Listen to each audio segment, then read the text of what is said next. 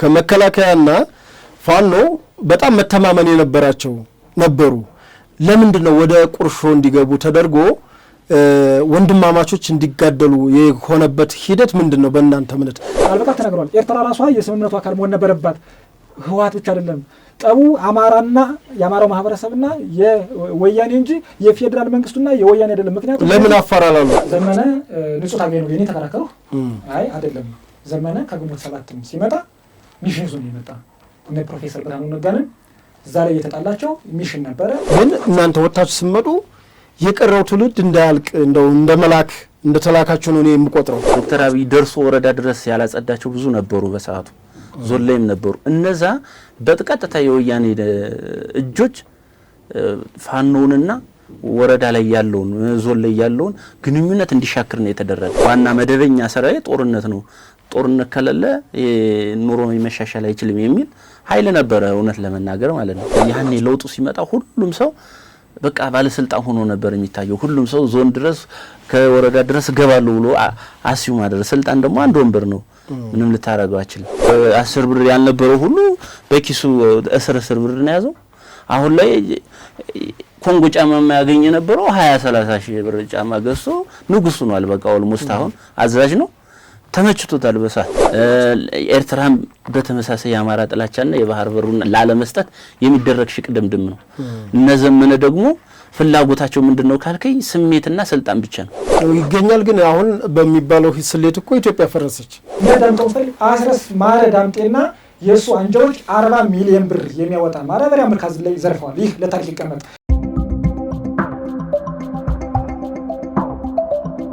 ሰላም ጤና ይስጥልን ውድ ሀቅና ሳቅ ሚዲያ ቤተሰቦች፣ ይህ የልዩ እንግዳ ዝግጅታችን ነው። በዛሬ በእንግዳ ዝግጅታችን በቅርቡ በሰላም ተስማምቶ ከመጣው አፋሕድና እንዲሁም ደግሞ ከአፋብኃ ከቀድሞ የሚዲያ ክፍል ኃላፊ ከነበረው ጋዜጠኛ ኤልያስ ደባሱ እንዲሁም ከአርበኛ መልካሙ ጣሴ ጋር የምናደርገው የጋራ ውይይት የጋራ ቃለመጠይቅ ይሆናል። በዚህ ቆይታችን የማይጠየቁ የማይዳሰሱ ነገሮች የሉም። በተለይ ሲቪል ሆናችሁ በውጭ ሀገር ዲያስፖራም ሆናችሁ በተለያየ ሁኔታ የዚህን የአማራ ትግል ተብሎ የሚጠራውን ነገር የምትደግፉ አካላት እንደው ምንድነው እስኪ ስራ መሰረቱ ምንድነው? ጫካ ላይ የነበረው ሁኔታ ምንድነው? ግራ ለተጋባችሁ እንደው ፍንትው አድርገው የሚያሳዩ ወንድሞች ነውና በእንግድነት ይዤላችሁ የቀረብኩት። እንግዲህ ትግል ተብሎ ተገብቶ ወደ ምን ተገባ የሚለውን በዝርዝር የምንመለከት ይሆናል። ወደ እንግዳዎች በቀጥታ ልውሰዳችሁ። ምክንያቱም ከዘረዘርኩኝ እንደ ጋዜጠኛ ሳይሆን መሪ ጥያቄ እያቀረብኩኝ እንዳይሆን ሙሉ ጥያቄና መልሱን እናቀርባለን። እንግዶቼ በሀቅና ሳቅ ሚዲያ እንዲሁም በመላው ኢትዮጵያ ሕዝብ ስም እንኳን ደህና መጣችሁ። እንኳን ደህና መልካም። ከማን ላስቀድም? ከዛ ወደዚህ ከኤላ ወደዚህ እሺ በቃ ኤላ ጀምር። ምክንያቱም ጋዜጠኛም ስለሆንክ መድረኩን ባንተ እንዲከፈት እንግዲህ መልክም ፈቅዷል። እስኪ ኤልያስ መጀመሪያ ማን ነው? አመሰግናለሁ ቴዲ። እንግዲህ የኔ ሙያ ተከተህ አንተ ዛሬ እንግዳ ሆኜ ስቀርብ አንዳንድ የጋዜጠኝነትና ደግሞ እንግዳ ሆነ ስቀርብ ላይ ያልና ምናልባት እንደ ተጠያቂ ሆኛለሁ። እንዳንተ ላላብራራ እችላለሁ። ኤልያስ ማን ነው ለሚለው በተለይ በአማራ ትግል ውስጥ በጉልህ የሚታወቅ ሰው ነው። በተለይም አሻራ ሚዲያ የሚባለው እዛ ላይ በፊው ተራሪነት በተለይ በማናጀርነት ለ5 ዓመት አካባቢ መርቻለሁኝ። እንዲሁም ከዛ በፊት የነበረኝ ህይወት ስታይ በተለያዩ የመንግስት ሴክተር መስሪያ ቤቶች እንዲሁም ደግሞ በሚዲያው ዘርፍ ኤፍኤም 93.3 የስፖርት ክፍል ዋና አዘጋጅ ነበርኩኝ። ወደ ዋናው ቁም ነገር ስመጣ እንግዲህ በ2012-13 አሻራ ሚዲያ እንደ ሚዲያ በተለይም በየነመረቡን ተቆጣጥሮ ሲመጣ ያኔ የነበረው የወቅቱ የሰሜን ጦርነት አንተም ጋር ግንባር ላይ ተገናኝተን ነበር። ብዙ ስራዎችን እንሰራ ነበር። አሻራ ሚዲያ በነበረው ቁመና በተለይ ይሄ ጁንታው ብለን የምንጠራው ኃይል በአማራ ላይ በኢትዮጵያ ላይ የከፈተውን ጦርነት እንደ ሚዲያ የራሱን ሚና ተጫውቶ ነበረ። እንግዲህ እንዲህ እያልን ላለፉት 2-3 ያኔ በፕሪቶሪያው ስምምነት በፊት ጥሩ ሂደት ነበረ። ከፕሪቶሪያው ስምምነት በኋላ እንግዲህ በተለይም ደግሞ የአማራ ታጣቂዎች ያነሱት የነበረው ትጥቅ አውርዱ አታውርዱ ከሚለው ሰጣ ገባ ጋር ተያይዞ ሰላማዊ ጥያቄዎችን መጠየቅ ጀመርን እንደ ሚዲያ። በተለይ የአማራ ፋኖ አንድነት ምክር ቤት ተመሰረተ 2014-15 አካባቢ ነው። እሱ 2014 በሀሳብ ደረጃ ነበር። 2015 በተለይ በአብደራፊ ሱዳን ድንበር ላይ እዛ ውስጥ ከመስራቾቹ አንዱ ነበሩ ዶክተር ወንዶሰን፣ እኛም ነበርነ። እነ መንበር አለማውን እስር ቤት ያለው አሁን ጎጃም ላይ ያለው እነ እሸቱ ነበር። ምሬ ወዳጆ ተወካይ ልኳል። ኮሎኔል ማንንገረው ነበረ እዛ የምክር ቤቱ አንዱ። እኔ ቦታው ላይ ተገኝቼ ዘገባዎችን የሚሰሩበት ይህ በታሪክ ተሰንዶ የሚቀርብ ነው። ይህን ይመስላል። በኋላ እንግዲህ ጥያቄዎቹን አይ ራስን ማስታወቅ ስለሆነ ዝርዝሩም በኋላ እንዴት ነው እንገመግማለን ሁኔታዎችንም። ምክንያቱም ባለፈ ታሪክም ላይ ስለሆነ እያወራን ያለ ነው። አድማጭ ተመልካቾቻችንም እንግዲህ ዋሽተንም ከሆነ አይ ይሄ እኮ ማስረጃ አለ ኤልያስ ይሄን ያልከው ስተት ነው ይሄ እኮ አለ ብለው ስለሚሞግቱም አንዳንዴ ፐብሊክ ስንወጣ አድማጭ ተመልካች ነው የሚፈርደው የሚበይነውና አንዳንዴም መረጃዎች ስንሰጥ በተለይ ደግሞ ያለፉ መረጃዎች ሲሆኑ ያለፉ ታሪኮች ሲሆኑ ፍንትው ብለው ቢቀርቡ ህዝቡ ቢያውቀው ቢማር ነው። አሁን ከዚህ ጋር የምናተርፈው ፖለቲካ የለም። የፈሰሰ አይታፈስም፣ የሞተናና አስነሳም ታሪኩን ነው ቢማርበት ትውልዱ እንደው ከሚያልቅ ነው። እስኪ መልኬ ማን ነው መልኬ ምን ሲሰራ ነበረ ከዛስ ወደዚህ ትግል እንዴት ተቀላቀለ የሚለው ለአድማጭ ተመልካች። እሺ አመሰግናለሁ። መልካሙ ጣሴ ይባላለሁ። የአማራ ፋኖ ህዝባዊ ድርጅት ምልመላና ስልጠና መምሪያ ኃላፊ ነኝ። እንግዲህ ከዛ ከትግል በፊት የነበረውን ሁኔታ ስናነሳ ከጎንደር ዩኒቨርሲቲ ካጠናቀቅኩ በኋላ በተለያዩ ቢሮዎች ሰርቻለሁ። በዋናነት ግን በትምህርት ላይ ነው የሰራሁት። መምህር ነኝ። ሳስተምር እንግዲህ 2014 እና 13 ላይ የጁንታው ጦርነት ተጀመረ። በዚህ ጦርነት ወቅት ያው እንግዲህ በአማራ ህዝብ ላይ የሂሳብ አወራርዳለሁ፣ በአማራ ህዝብ ላይ ቁጭቴን እወጣለሁ ብሎ ሲመጣ እኛ የምናስተምራቸው ልጆች ትተን መሳሪያችን ይዘን እንግዲህ ወደ ግንባር ገብተን በተለያዩ ግንባሮች ውጊያ ስናደርግ ቆይተን መልሰንም እንደገና ወደ ስራ ገብተን ነበር፣ ወደ ማስተማር ማለት ነው። ስናስተምር አሁንም በተለያዩ ጉዳዮች ወደዚህ ትግል እንድንቀላቀል ሆነናል ማለት ነው። ያለው ወቅታዊ ትኩሳት እንደሚታወቀው ብዙ ነገሮች የሚፈጠሩበት ሂደት ነበር። ተደጋጋሚ ሰልፎች የሚደረጉበት፣ ተደጋጋሚ ጥያቄዎች የሚደረጉበት፣ በአጠቃላይ በለውጡ ሰዓት ለውጡን መሸከም የሚያቃታቸው የተለያዩ አካላት እጃቸውን አስገብተው ስሜቶችን ሁሉ እየቀሰቀሱ በነበሩበት ሰዓት ያው እንግዲህ ወደዛ ትግል ውስጥ እንድንቀላቀል አድርገናል። ድጋሚ መሳሪያ አንስተን ገባን። ከገባን በኋላ እንግዲህ በጎንደር ጠቅላይ ግዛት ውስጥ ምክትል አደረጃጀት ነበርኩ። ከዛ በኋላ አፋሕድ ሲመጣ ደግሞ የአፋሕድ ስልጠና መምሪያ ሆኜ እስከመመጣ ድረስ የሰላም ድርድሩን አድርገን እስከመጣ ድረስ የአማራ ፋኖ ህዝባዊ ድርጅት ስልጠና መምሪያ ነበርኩ ማለት ነው። መልካም እንግዲህ መልኬ ያው የገባህበትን የትግል ሁኔታ ከመጀመሪያው ጀምሮ ያለውን እንግዲህ በጁንታ ሰዓት በነገራችን ላይ አድማጭ ተመልካቾችም ፋኖ ሲባል አሁን መንግስትም ራሱ ፋኖን የሚጠላም ይመስለዋል። ለፋኖ እኮ እውቅና ሰጥቷል፣ ሜዳሊያ ያሸልሟል፣ በክብር ምስክር ወረቀት ሰጥቷል፣ በየአካባቢው እውቅና ፈጥሯል እንደ መንግስት። ነገር ግን ጥቃቅን እና አነስተኛ የሆኑ ደግሞ ግንዛቤ የሌላቸው የመንደር ካድሬዎች የሚበጠብጡ ነበሩ። አንዱ ተቃዋሚ ምን ነበርኩ፣ ምክንያቱም አንዱ የፋኖ አደራጅ ስለነበርኩ ማለት ነው። አሁን መንግስት ፋኖን የሚጠላ የሚመስላቸው ሰዎች አሉ። ፋኖ ማለት አገር ተወረረች ስትባል ልክ አቶ አገኘሁ ተሻገር በሰዓቱ ጥሪ ያቀረቡ፣ ጥሪ ሲያቀርቡ ማንም ቅሌም ማቄን ጨርቄን አላለም። እንደውም ቀድሞ የተገኘው ሚኒሻው ነው። እኔ በዛን ሰዓት ሰሜኑ ላይ ስለነበርን ማለት ነው። እንግዲህ እናንተ በጎንደር በኩል የባድርቃይ በኩል በዚህ በጭና በኩል የመጣው ሚኒሻ ነው። እንግዲህ የጎጃም፣ የጎንደር፣ የደቡብ ጎንደር የፎገራ ሚኒሻ ነው የገባው። የሚኒሻን ያክለው እንደው ዋጋም የከፈለ ያለ አይመስለኝም። ከዛ በኋላ ነው እንግዲህ የመደበኛው የመንግስት ጦር የማይመክተው ሲሆን በዱር በገደል ብላችሁ ታንክም ቢሆን ማርኩ የሚል መመሪያ ወረደ። ምክንያቱም ትጥቅ መጀመሪያ ወያኔ የአማራን ህዝብ ገፋዋለች፣ በሲስተም በገንዘብም በተለያየም ነገር መሳሪያው ተገፎ ስለነበረ መሳሪያ ስላልነበረው ህዝቡ በጎራዴም በቆንጨራም በገጀራም ብላችሁ መንገድም እየዘጋችሁ ጥላት ወደ መሀል ሀገር እንዳያልፍ አድርጉ ተባለ። ያን ህዝቡ ሰምቶ ሆ ብሎ ወጣ። የዛ አካል መሆን ክብር ነው ለኔ። የዛን ጊዜ ያደረኩት ትግል እኔ አይቆጨኝም። ከዛ በኋላ ባልተገባ ነገሮች እንትኔ ማለት ቅድም እንዳልከው የለውጡን ግለን መሸከም የማይችሉ ድኩማኖች ሲወጠብጡ እንደነበረ እኔ ማውቃለሁ። ስታገለው ስለነበር ነው። እሱ ላይ ማገዝ ስላለብኝ ነው። እንደው እስኪ አሁን ከዛ የመንግስትና የፋኖ መልካም ግንኙነት ነበረ። እንደምታውቁት ስንቅ ሲሰፈር የነበረው ከጀግናው መከላከያ ሰራዊታችን ነው። ትጥቅ ሲሰጥ ነበረ። ድሽቃ አስታጥቋል። እኔ አሁን እነ ምሬን አስታጥቄያለሁ። ድሽቃ አስታጥቋል። ብሬን አስታጥቋል። ተተኳሽ የሚገኘው ከመከላከያ የትም ልታመጣው ስለማችል ከየትም አይመጣም ከመከላከያ ውጭ። እንግዲህ ተተኳሽ ኮንትሮባንድም ቢሆን ሌላም ቢሆን ከየትም አይመጣም ዙሮ የተሰጠውን ነገር ካልሸጠው በስተቀር እና አሁን የመከላከያውና የፋኖውን ቁርኝት የት ላይ የተበላሸው ይመስላችኋል? ማለት ያ መተማመን ካንተ በፊት እኔ ልቅደም እያለ እንደውም ፈንጂ እኔ ጋሸናውን ምሽግ አስታውሳለሁ።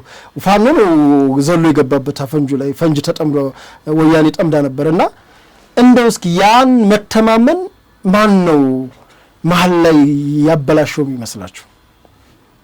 ከኤልያስ ልጀምር። አመሰግናለሁ። ጥሩ ጥያቄ ነው። በተለይ እስከ ፕሪቶሪያው ስምምነት አካባቢ የነበረው የመንግስትና የፋኖ መናበብ ይበል የሚያሳይ ነበረ። በተለይ ያኔ ጠላቴ ተብሎ የተፈረጀው ጁንታው ጣርማበር ደርሶ ሲመለስ እንዲሁ የመከላከያ የመንግስትን ተጋድሎ ብቻ አይደለም የመለሰው የፋኖ አጠቃላይ ማህበረሰብ የሆኑ መረበረብ 27 ዓመት የነበረው በአማራ ላይ ያ ብቻ ሳይሆን ከጥንስሱ ከ1966-67 ሲጀምር ህወሓት የሚባለው ጫካ ሲመሰረት በማንፌስቶ ኦርቶዶክስንና አማራን አከርካሪውን ሰብረነዋል ብሎ የመጣውን ያን በማስታወስ በ27 ዓመት በአማራ ላይ የተሰራው ግፍ ሁሉም ወጣት ሽማግሌ ሴት ሳይለይ በኋላም ደግሞ በዛች 2-3 ዓመት ያደረሰው ጾታዊ ጥቃት፣ ሰብአዊ ጥቃት አጠቃላይ የአማራን ንብረት ያወደመው ጭኖ የወሰደው ያም ተደማምሮ ህወሓት የሚባለው ነገር ካለ እዚህ በኋላ ይበላናል፣ ለዚህም የባሰ ነገር ይመጣል በሚል ነፍጥ ወይም መሳሪያ እንደ ዋና የአማራ መከላከያ ወይም ደግሞ ልክ ልጅ እንደ ልጅ ይታይ ነበር። እንግዲህ ነፍጥና ነፍጠኝነት በአማራ ላይ የነበረው ታሪክ ታውቃለህ። በኋላ ግን ያ ተዳምሮ ቀጣይ አመታት የፕሪቶሪያው ስምምነት በመንግስትና ህወሓት ኃይሎች ፕሪቶሪያ ስምምነቱ ከተደረገ ቀጣይ ጣፈንታ የሚሆነው በእኛ ነው የሚል ነገር ጥርጣሬም ነበር። አንዳንድ የውጭ ኃይሎች ተማርነ የሚሉ እንዲሁም ደግሞ በዚህ በሰላማዊ ትግሉም ይመሩ የነበሩ በሀገር ውስጥም በውጭም የነበሩ ግለሰቦች፣ ቡድኖች ፑሽ ያደርጉ ነበር። አሁን በገደምዳሚው እንዳይሆን ቆይ አሁን ኤልያስ እኔ በገደምዳሚው መሄድ አልፈልግም። እዚህ ጋር በውጭም በውስጥም ሳይሆን ስም አላቸው፣ ይታወቃሉ። እነዛ ፕሪቶሪያ ስምምነቱ አሁን ወያኔም ፕሪቶሪያ ስምምነት ነው ያዳናት ራሷን መጀመሪያ። ከዛ በኋላ ሻዕቢያም አኮረፈ በፕሪቶሪያ ስምምነት። የአማራ ኃይሎችም አኮረፉ። የአማራ ኃይሎች ውጭ ያለው በተለይ ዲያስፖራ ላይ ያለው አካልና ሀገር ውስጥ የነበረው አካል ተናቦ እንዴት አድርጎ ልዩ ኃይሉን ወደ ማፍረስ ደረጃ እንደተሄደ የተነፋው ፕሮፓጋንዳ የተሰራውን ፕሮፓጋንዳ ከመረጃ ከራሳችሁ ሚዲያ ከአሻራ ሚዲያ ከመረጃ ቲቪም አንጻር ጋር እንድትሄድልኝ ይፈልጋለሁ። አሁን አንተ እዛ ጋር የነበርክ ዋና ተዋናይ ነህ እና አሁን እንዲህ ይባል ነበር ምናምን ሳይሆን እንዲህ ሆኖ ነበር እንዲህ ሆነ እንዲህ በሚለው እንሄድ እንተማመን። ግድ የለም ተማምነን ነው የምንሄደው። ተቃለ መጣለ ነበር እንግዲህ ያረዳድ ሁኔታ ካልሆነ ነው ብለህ የምታልፈው አይደለም። ያም ስላላሳመነኝ ነው። በቃ ብዙ ነገር ስላየሁኝ በቃ ሞከር ነው በሰላማዊ ትግልም በትግልም ሞከር ነው። መንግስትን በዚህ መጣል አይቻልም። የኢትዮጵያን ህዝብ በዚህ ሁኔታ አንተ ነጻም ተወጣው ህዝብም የለ ባስተሳሰብ አንተ በዲሞክራሲ መንገድ ነው መመለስ የሚችል በሚል ነው ብዙ ነገር አሳልፈናል። ወደ ዋናው ቁም ነገር ስመጣ ያኔ እንዳየው በአራቱም ቀጠና ሸዋ፣ ጎንደር፣ ጎጃም፣ ወሎ በሚል የራሱ አደረጃጀት ነበር። ጎጃም ላይ የአማራ ህዝባዊ ኃይል የሚል አደረጃጀት ነበር ዘመነ ካሴ የሚመሩት፣ ምስራቅ አማራ ፋኖ እነ ምሬ ወዳጆ የሚመሩት፣ ጎንደር ላይ ደግሞ እንደዚህ ጠቅላላ ብሎ በአጠቃላይ እነ መሳፍንት ተስፉ የሚመሩት የአማራ ፋኖ አንድነት በጎንደር የሚባል ነበረ። ሸዋ ላይም እንዲሁ በደምዳሜው በምስራቅ አማራ ፋኖ ነው የሚጠቃለል ነበር። እነዚህ ደግሞ ተወካዮች አሏቸው፣ ሎቢስቶች አሏቸው። ውጭ ላይ የራሱ ግብረሰናይ ድርጅቶች ምናምን አሉ። እንግዲህ አሜሪካን ሀገር፣ ጀርመን ሀገር፣ እንግሊዝ አሉ፣ ታውቃቸዋለህ። እንዲያው እስካሁን እንኳን ያለቀቃቸው ስዊዘርላንድ እነ ቅዳሜ ገበያ ወይም ደግሞ ቤተልሔም ዳኛቸው፣ እሱ አሁን አልተማረችም፣ ግን ገንዘብ በመሰብሰቡ በጎፈንድሚ ትታወቅ ነበር። ጋሻ በሚል አንድ ትልቅ ድርጅት ላይ ከፍታ ብዙ ሚሊዮን ብሮች ወደ አካውንቷ የሰበሰበች በኋላም ወደ ሰራዊቱ ይምጣ ብዙ ጥያቄ ያስነሳ ከነዘመነ ካሴ ጋር ሁሉ ሰጣ ገባ ገብታይ ነበር። እኔ ጋም በውስጥ አውርተን ይሄ ነገር ጥሩ አይደለም ለአማራ አይበጅም ብዬ መክሪያት ዘመነ ካሴን ሁሉ ታጠለጥለው ነበር በጊዜው ማለት ነው። ምክንያቱም ኦዲት አድርጊ ለጋሽ የታሰበው ገንዘብ ግለሰቦች ላይ ውሏል የሚል ነበር። ብዙ ነገር አለውና እነዚህ ግብረሰናይ ድርጅቶች ግለሰቦች በሀገር ውስጥም በውጭም ያሉ ኢቭን ከአውስትራሊያ ሁሉ መጥተው የታሰራሉ። በህግ ጥራ ስር ያለ እኔ ስም መጥራት ስለማልፈልግ እንጂ አቋማሪ ግለሰቦች እንትኖች አሉ። እነዚህ ተደማምረው በተለይ ከፕሪቶሪያው ስምምነት በኋላ አይ ራሳቸውን የማይከላከሉት አሁን በስር ላይ ያሉትን አሁን ራሳቸውን ስለማይከላከሉ ምንም አናደርግም ከውጭ ያመጣሉ ብዬ ግን እንደው ኢትዮጵያ ሆነው አሁንም ጫካ የገቡ ይህን ነገር የትግል ሂደት እንዲኖረው አስመስለው ማለት ተገፋህ ተገለልክ። ለምሳሌ አዲስ አበባ ዙሪያ የነበረው መጣንላችሁ ይባላል። ከእንደገና ደግሞ የጸጥታ አካሉ ደግሞ ቁጥጥር ሲያደርግ አዲስ አበባ እንዳገቡ ተባላችሁ።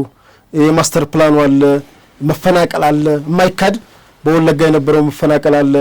ግን መፈናቀሉ ደግሞ እንደ ሀገር ኦሮሚያውም ተፈናቅሏል፣ ትግራዩም ተፈናቅሏል፣ ሁሉም ተፈናቅሏል። እነሱ ገፊ ምክንያቶች ናቸው። ትሄዳለህ ማለት ነው። አሁን ያነሳቸው እነዚህ የወለጋ የአርባ ጉጉ ሌሎች በቤንሻንጉል የነበረው ገፊ ምክንያቶች ናቸው። የአማራው ማህበረሰብ በተለይ ይሄ ፋኖ የሚባሉት ኃይሎች ለምን አፈሙዝ አዞሩ፣ ለምን ከሰላማዊ ትግል ወደ ትጥቅ ትግል መጡ የሚለው ገፊ ምክንያት ነው። እኔ ግን ወደ ትጥቅ ትግል እንዴት ተመጣ እኮ ይሄን ነው አንዱ ሲያደርጉት ተከባሃል። በተለይ ተከባሃል አባዜ ነበር። እውነትም ተከቦ ነበር የአማራ ህዝብስ መክበብ ይቻላል ወይ?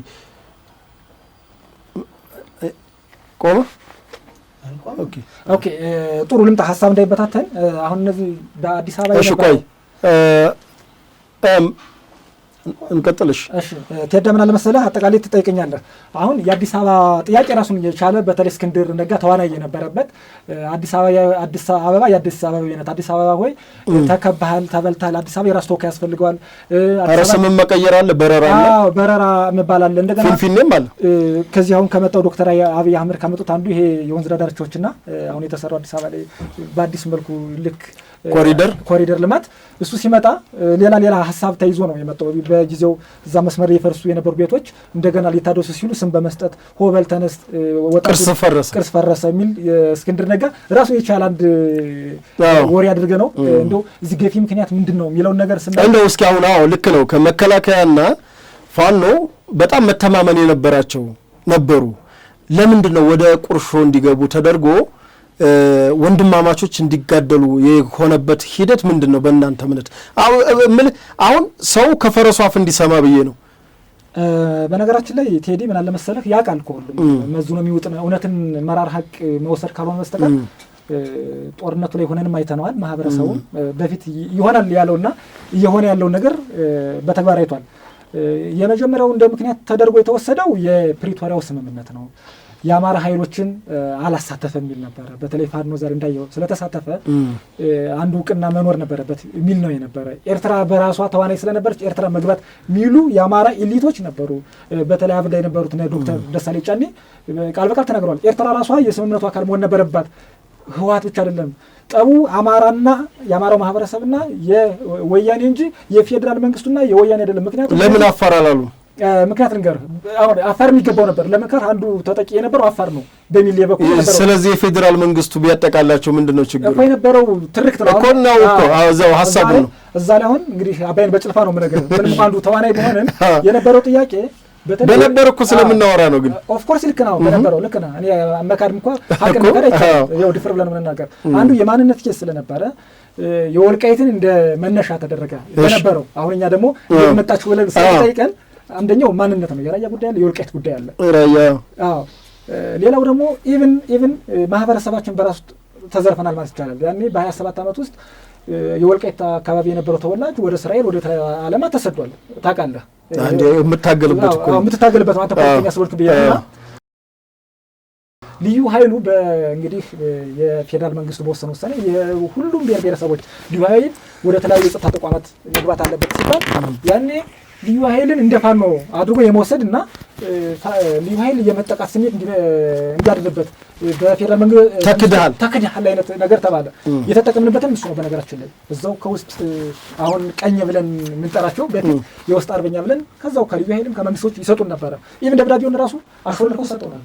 ያን ደብዳቤ ገና እንግዲህ ሳይፈረምበት ሳይስማማ የነበረውን ሁነት ቀድሞ መረጃ እናገኝ ነበር። ይሄ ምን ሆነ?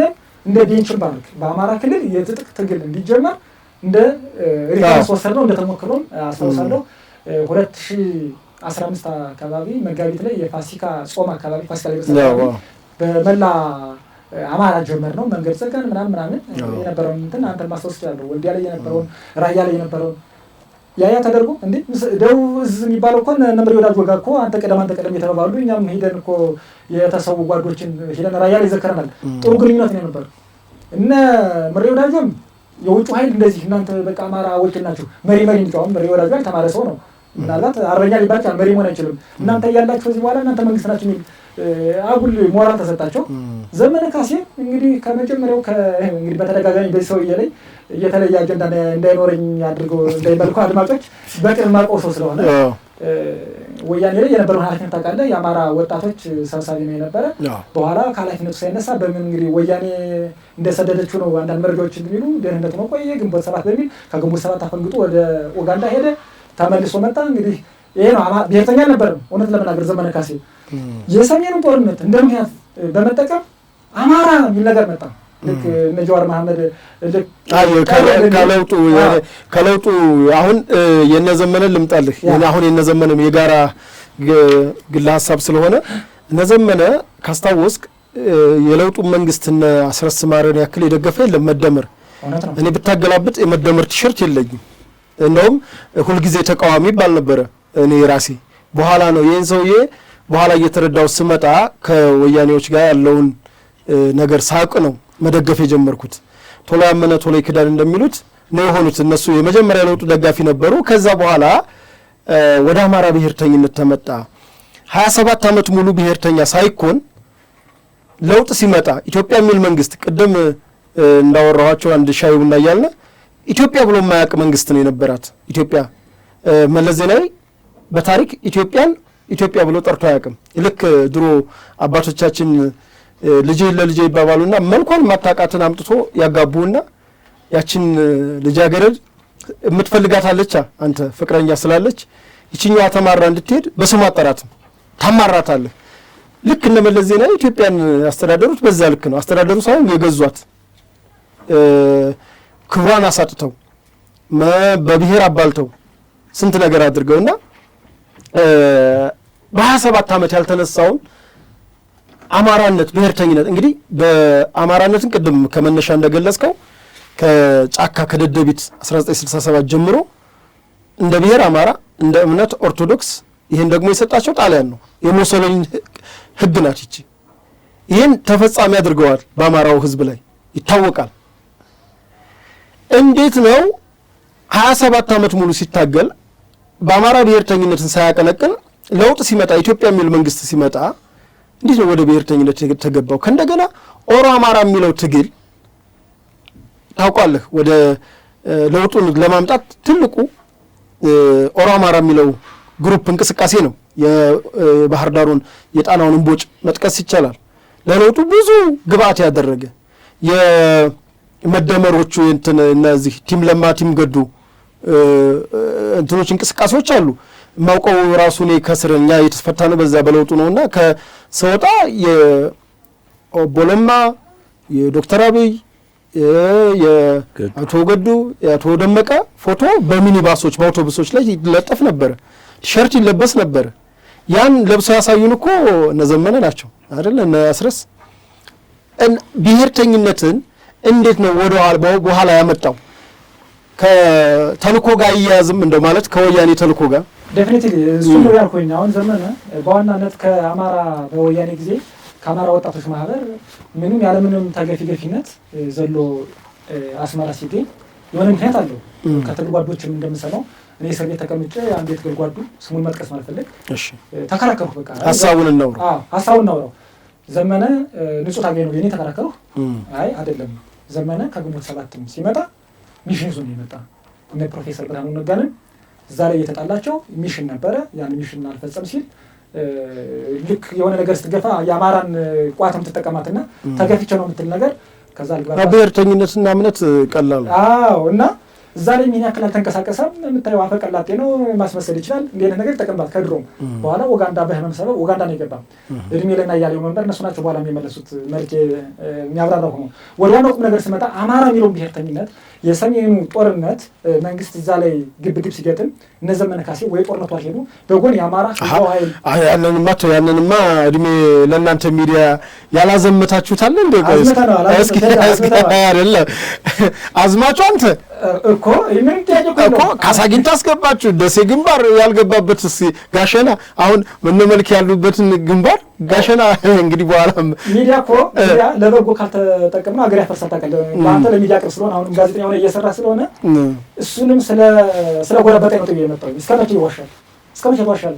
አድርገናል። በቃ ያደረግነውን ነገር ነው አሁን ያወራው ያለው ነገራችን ላይ ከኔ አንደበት ይወጣ ብለህ ካልሆነ በስተቀር ዘመነ ካሴ ያኔ ወጣቱን ሲሰበስብ ስልጣን ይፈልጋል። የሆነ እንግዲህ በጠንቋይ የሚነገረው በምን አላውቅም የሆነ መንግስት ሆናል ብሎ ነው ያሰው። አሁንም ሐሳቡ እንዴው ድርድርን ታገባ ቢባል ጠቅላይ ሚኒስትር ሆናል ቢል ነገር ጭንቅላቱ ላይ ያለ ግን ጠቅላይ ሚኒስትር አይሆንም። እሱን እመጣላለሁ ምክንያት ስለሌለ የማይሆንበት 1 2 3 4 ብዬ ጠቅስላለሁ። እና ያኔ አማራ ይላል። አማራ ጥቁሩም ነጩም የሚጠራው ህዝብ ነው። አስቧል። ይሄ ቃላት እኮ ልክ እኮ አይደለም።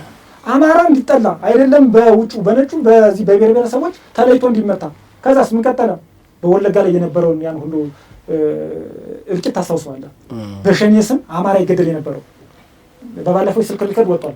እዛ አማራንም ብሎ አማራ የሚታገሉት የኦሮሞ ተወላጆች ቤት ላይ ካሉ ሸኔዎች ደግሞ የአማራዎች እንደዚህ ነው መሀል ላይ ማህበረሰብ ንጹህ ኢትዮጵያዊ ያልቃል።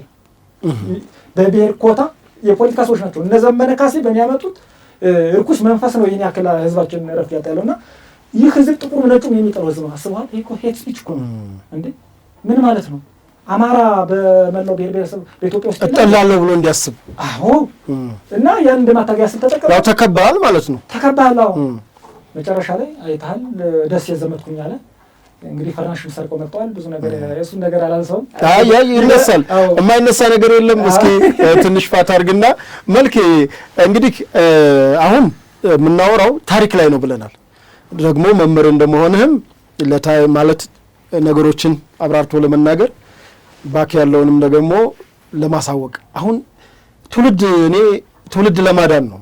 እኔ እንደውም ከዛ ግሩፕ ራሱ ወጣችሁ ስመጡ እኛስ ቀድመንም ይወጣናል፣ ግን እናንተ ወጣችሁ ስመጡ የቀረው ትውልድ እንዳያልቅ እንደው እንደ መልአክ እንደተላካችሁ ነው እኔ የምቆጥረው። በተለይ በዛ ጥፋት ኃይል ውስጥ የነበረ ተስማምቶ የሚምጣ በሰላም ስምምነት በድርድር እንዲሁም ደግሞ በወዶ ገብ የሚምጣ አምኖበት በቃ አልፈልጋችሁም ብሎ የሚምጣ በምንም ይምጣ፣ ግን ከዛ ግሩፕ ራሱ መውጣት እኔ ልክ የሞት መልአክ ውስጥ ፈልቅቆ እንደመውጣት ነው።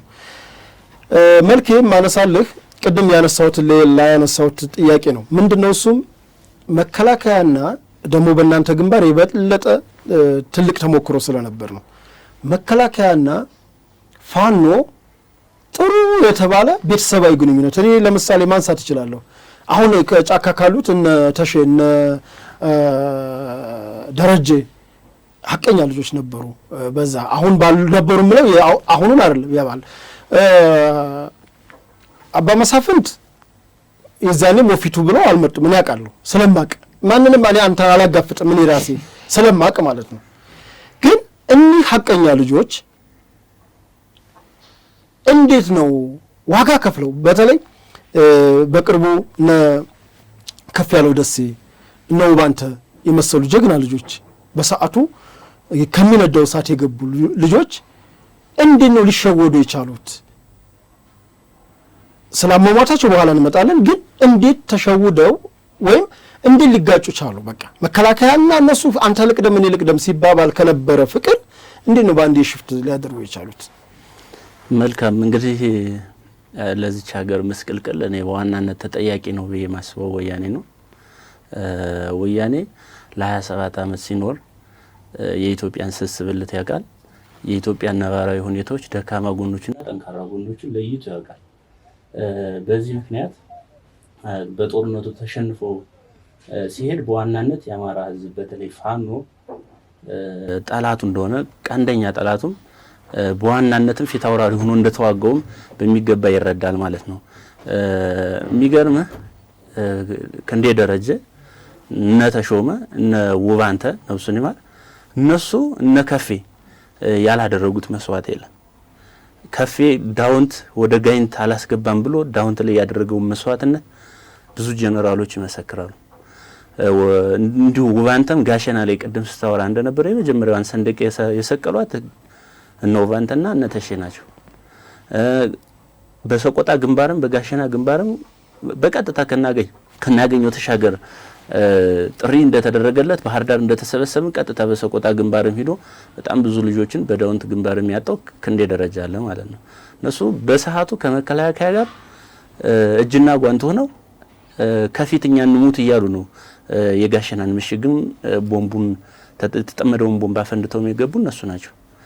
ስለዚህ ምንድነው በሰዓቱ የምስክር ወረቀት ሁሉ አለ። ስቲል አሁን ድረስ ወረቀቱ አለ። የመከላከያ 34ኛ ክፍለ ጦር ከጋሳይ እስከ ጋሸና ብሎ ለነተሽም የሰጣቸው የምስክር ወረቀት አለ። በሰዓቱ ሀገራዊ ፋይዳቸው ትልቅ ስለነበረ ማለት ነው። ብዙ ወጣቶችም ብዙ ልጆችም ተሰውተዋል በሰዓቱ ማለት ነው። እንዴት ወደዚህ ይሄ ሁሉ ፍቅር እንዴት ወደ ዘብ ተቀየረ የሚለው ነው ዋናው አንኳር ሐሳባችን ማለት ነው። ይሄ ሲሆን ምንድነው የአማራን ህዝብ ቅድም እንዳልኩ ስስብልቱን ያውቃሉ ብያለሁ። እንዴት ማስጮህ እንዳለባቸው፣ እንዴት የአማራን ህዝብ ማስነሳት እንዳለባቸው፣ እንዴት የኦሮሞን ህዝብ ማስነሳት እንዳለባቸው።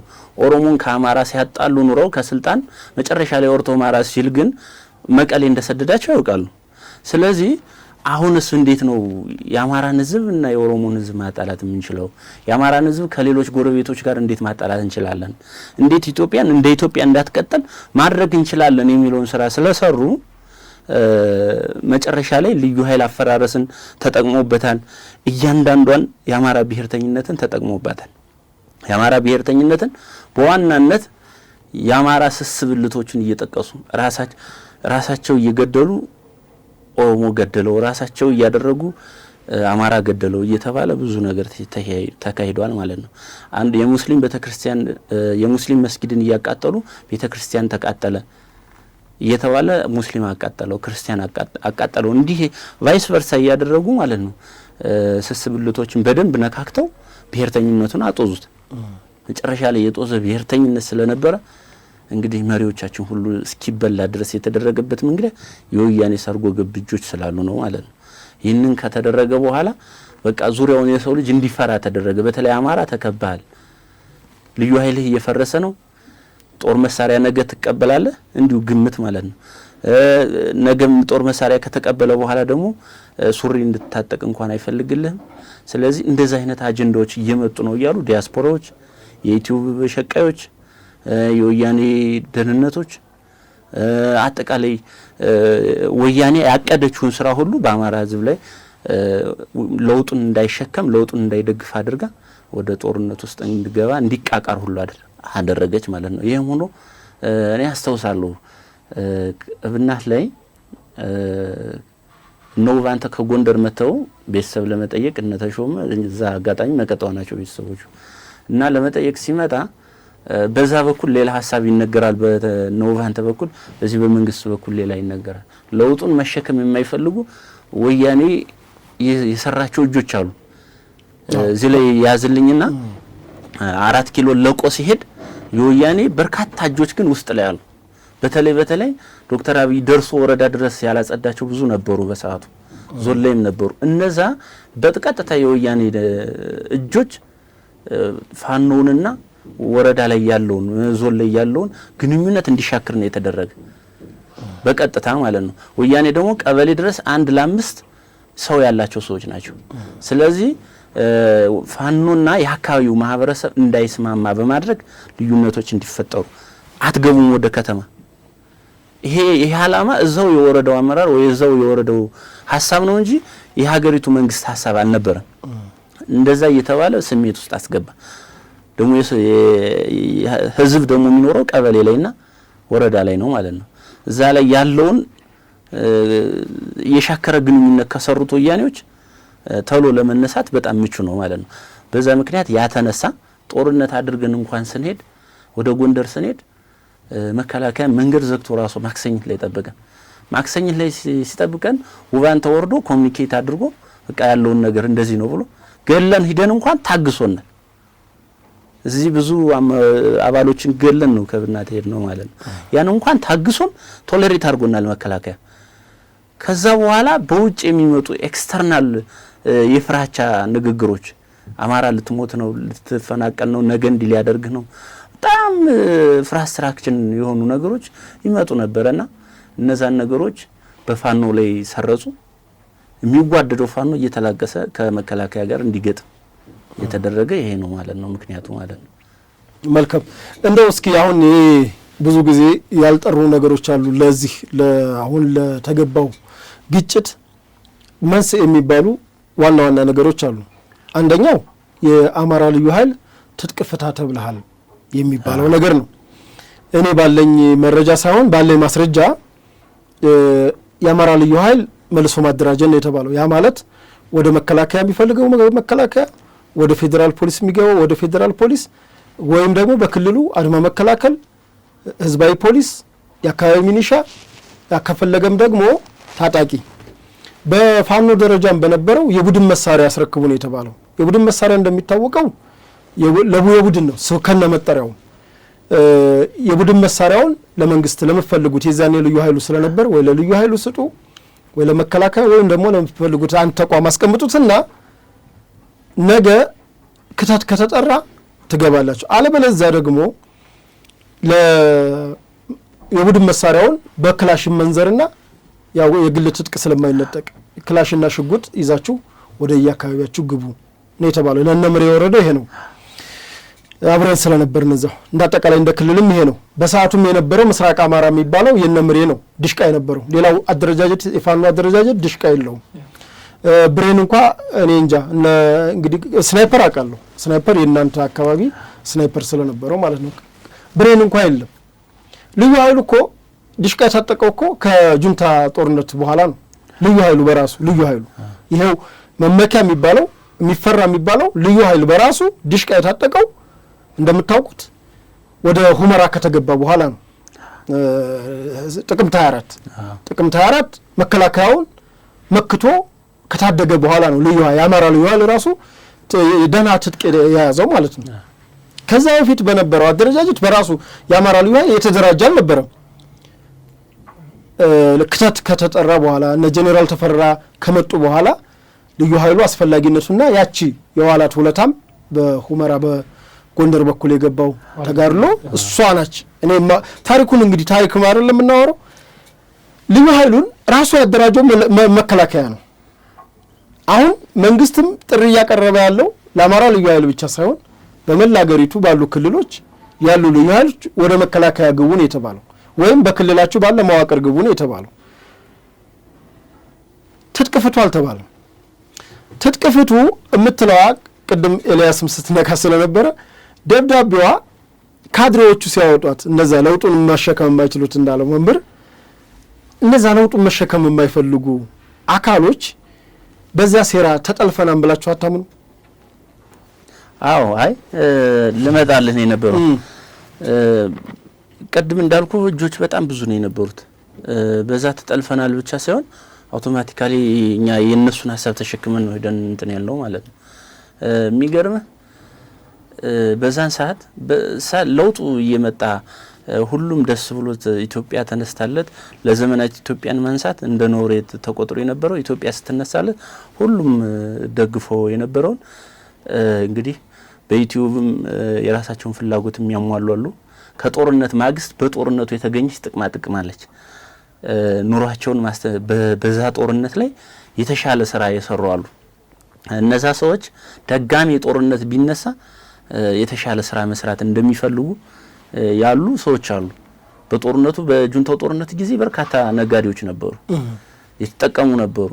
ድጋሚ ጦርነት ቢነሳም ይህንን ነገር ለመስራት ፍላጎት ያለው አመራርም ነበር፣ ከዚህ ከፋኖ መዋቅርም ነበር። ዋና መደበኛ ስራዬ ጦርነት ነው፣ ጦርነት ከሌለ ኑሮ መሻሻል አይችልም የሚል ኃይል ነበረ እውነት ለመናገር ማለት ነው። እነዛ ነገሮች ናቸው በደንብ የገፉን። አንደኛ ቀድም እንደነገርኩ የሚዲያ እንትኖች ለምሳሌ ሀይ የሆነ ተከታይ የሚኖር ሴንሲቲቭ የሆኑ ነገሮችን ስትለቅ ነው። ስለዚህ በደንብ እየሸቀልክ ነው ማለት ነው። የውሸት ፕሮፓጋንዳ ሁሉ ተለቃለ። ሁለተኛ ደግሞ ጠላቶቻችን ሰርገው እየገቡት ስስብልቶች አሉ ኢትዮጵያ ውስጥ ቶለሬት ሊደራረጉ የማይችሉ ነገሮች አሉ። ለምሳሌ እምነት ሞጣ ላይ እንግዲህ ኤልያስ በደንብ ስለምታውቀው መስጊድ ይቃጠል ነበር። እስቴ ላይ እንደዚሁ መስጊድ ይቃጠል ነበር። የሆነ ቦታ ላይ ደግሞ ቤተክርስቲያን ይቃጠል ነበር።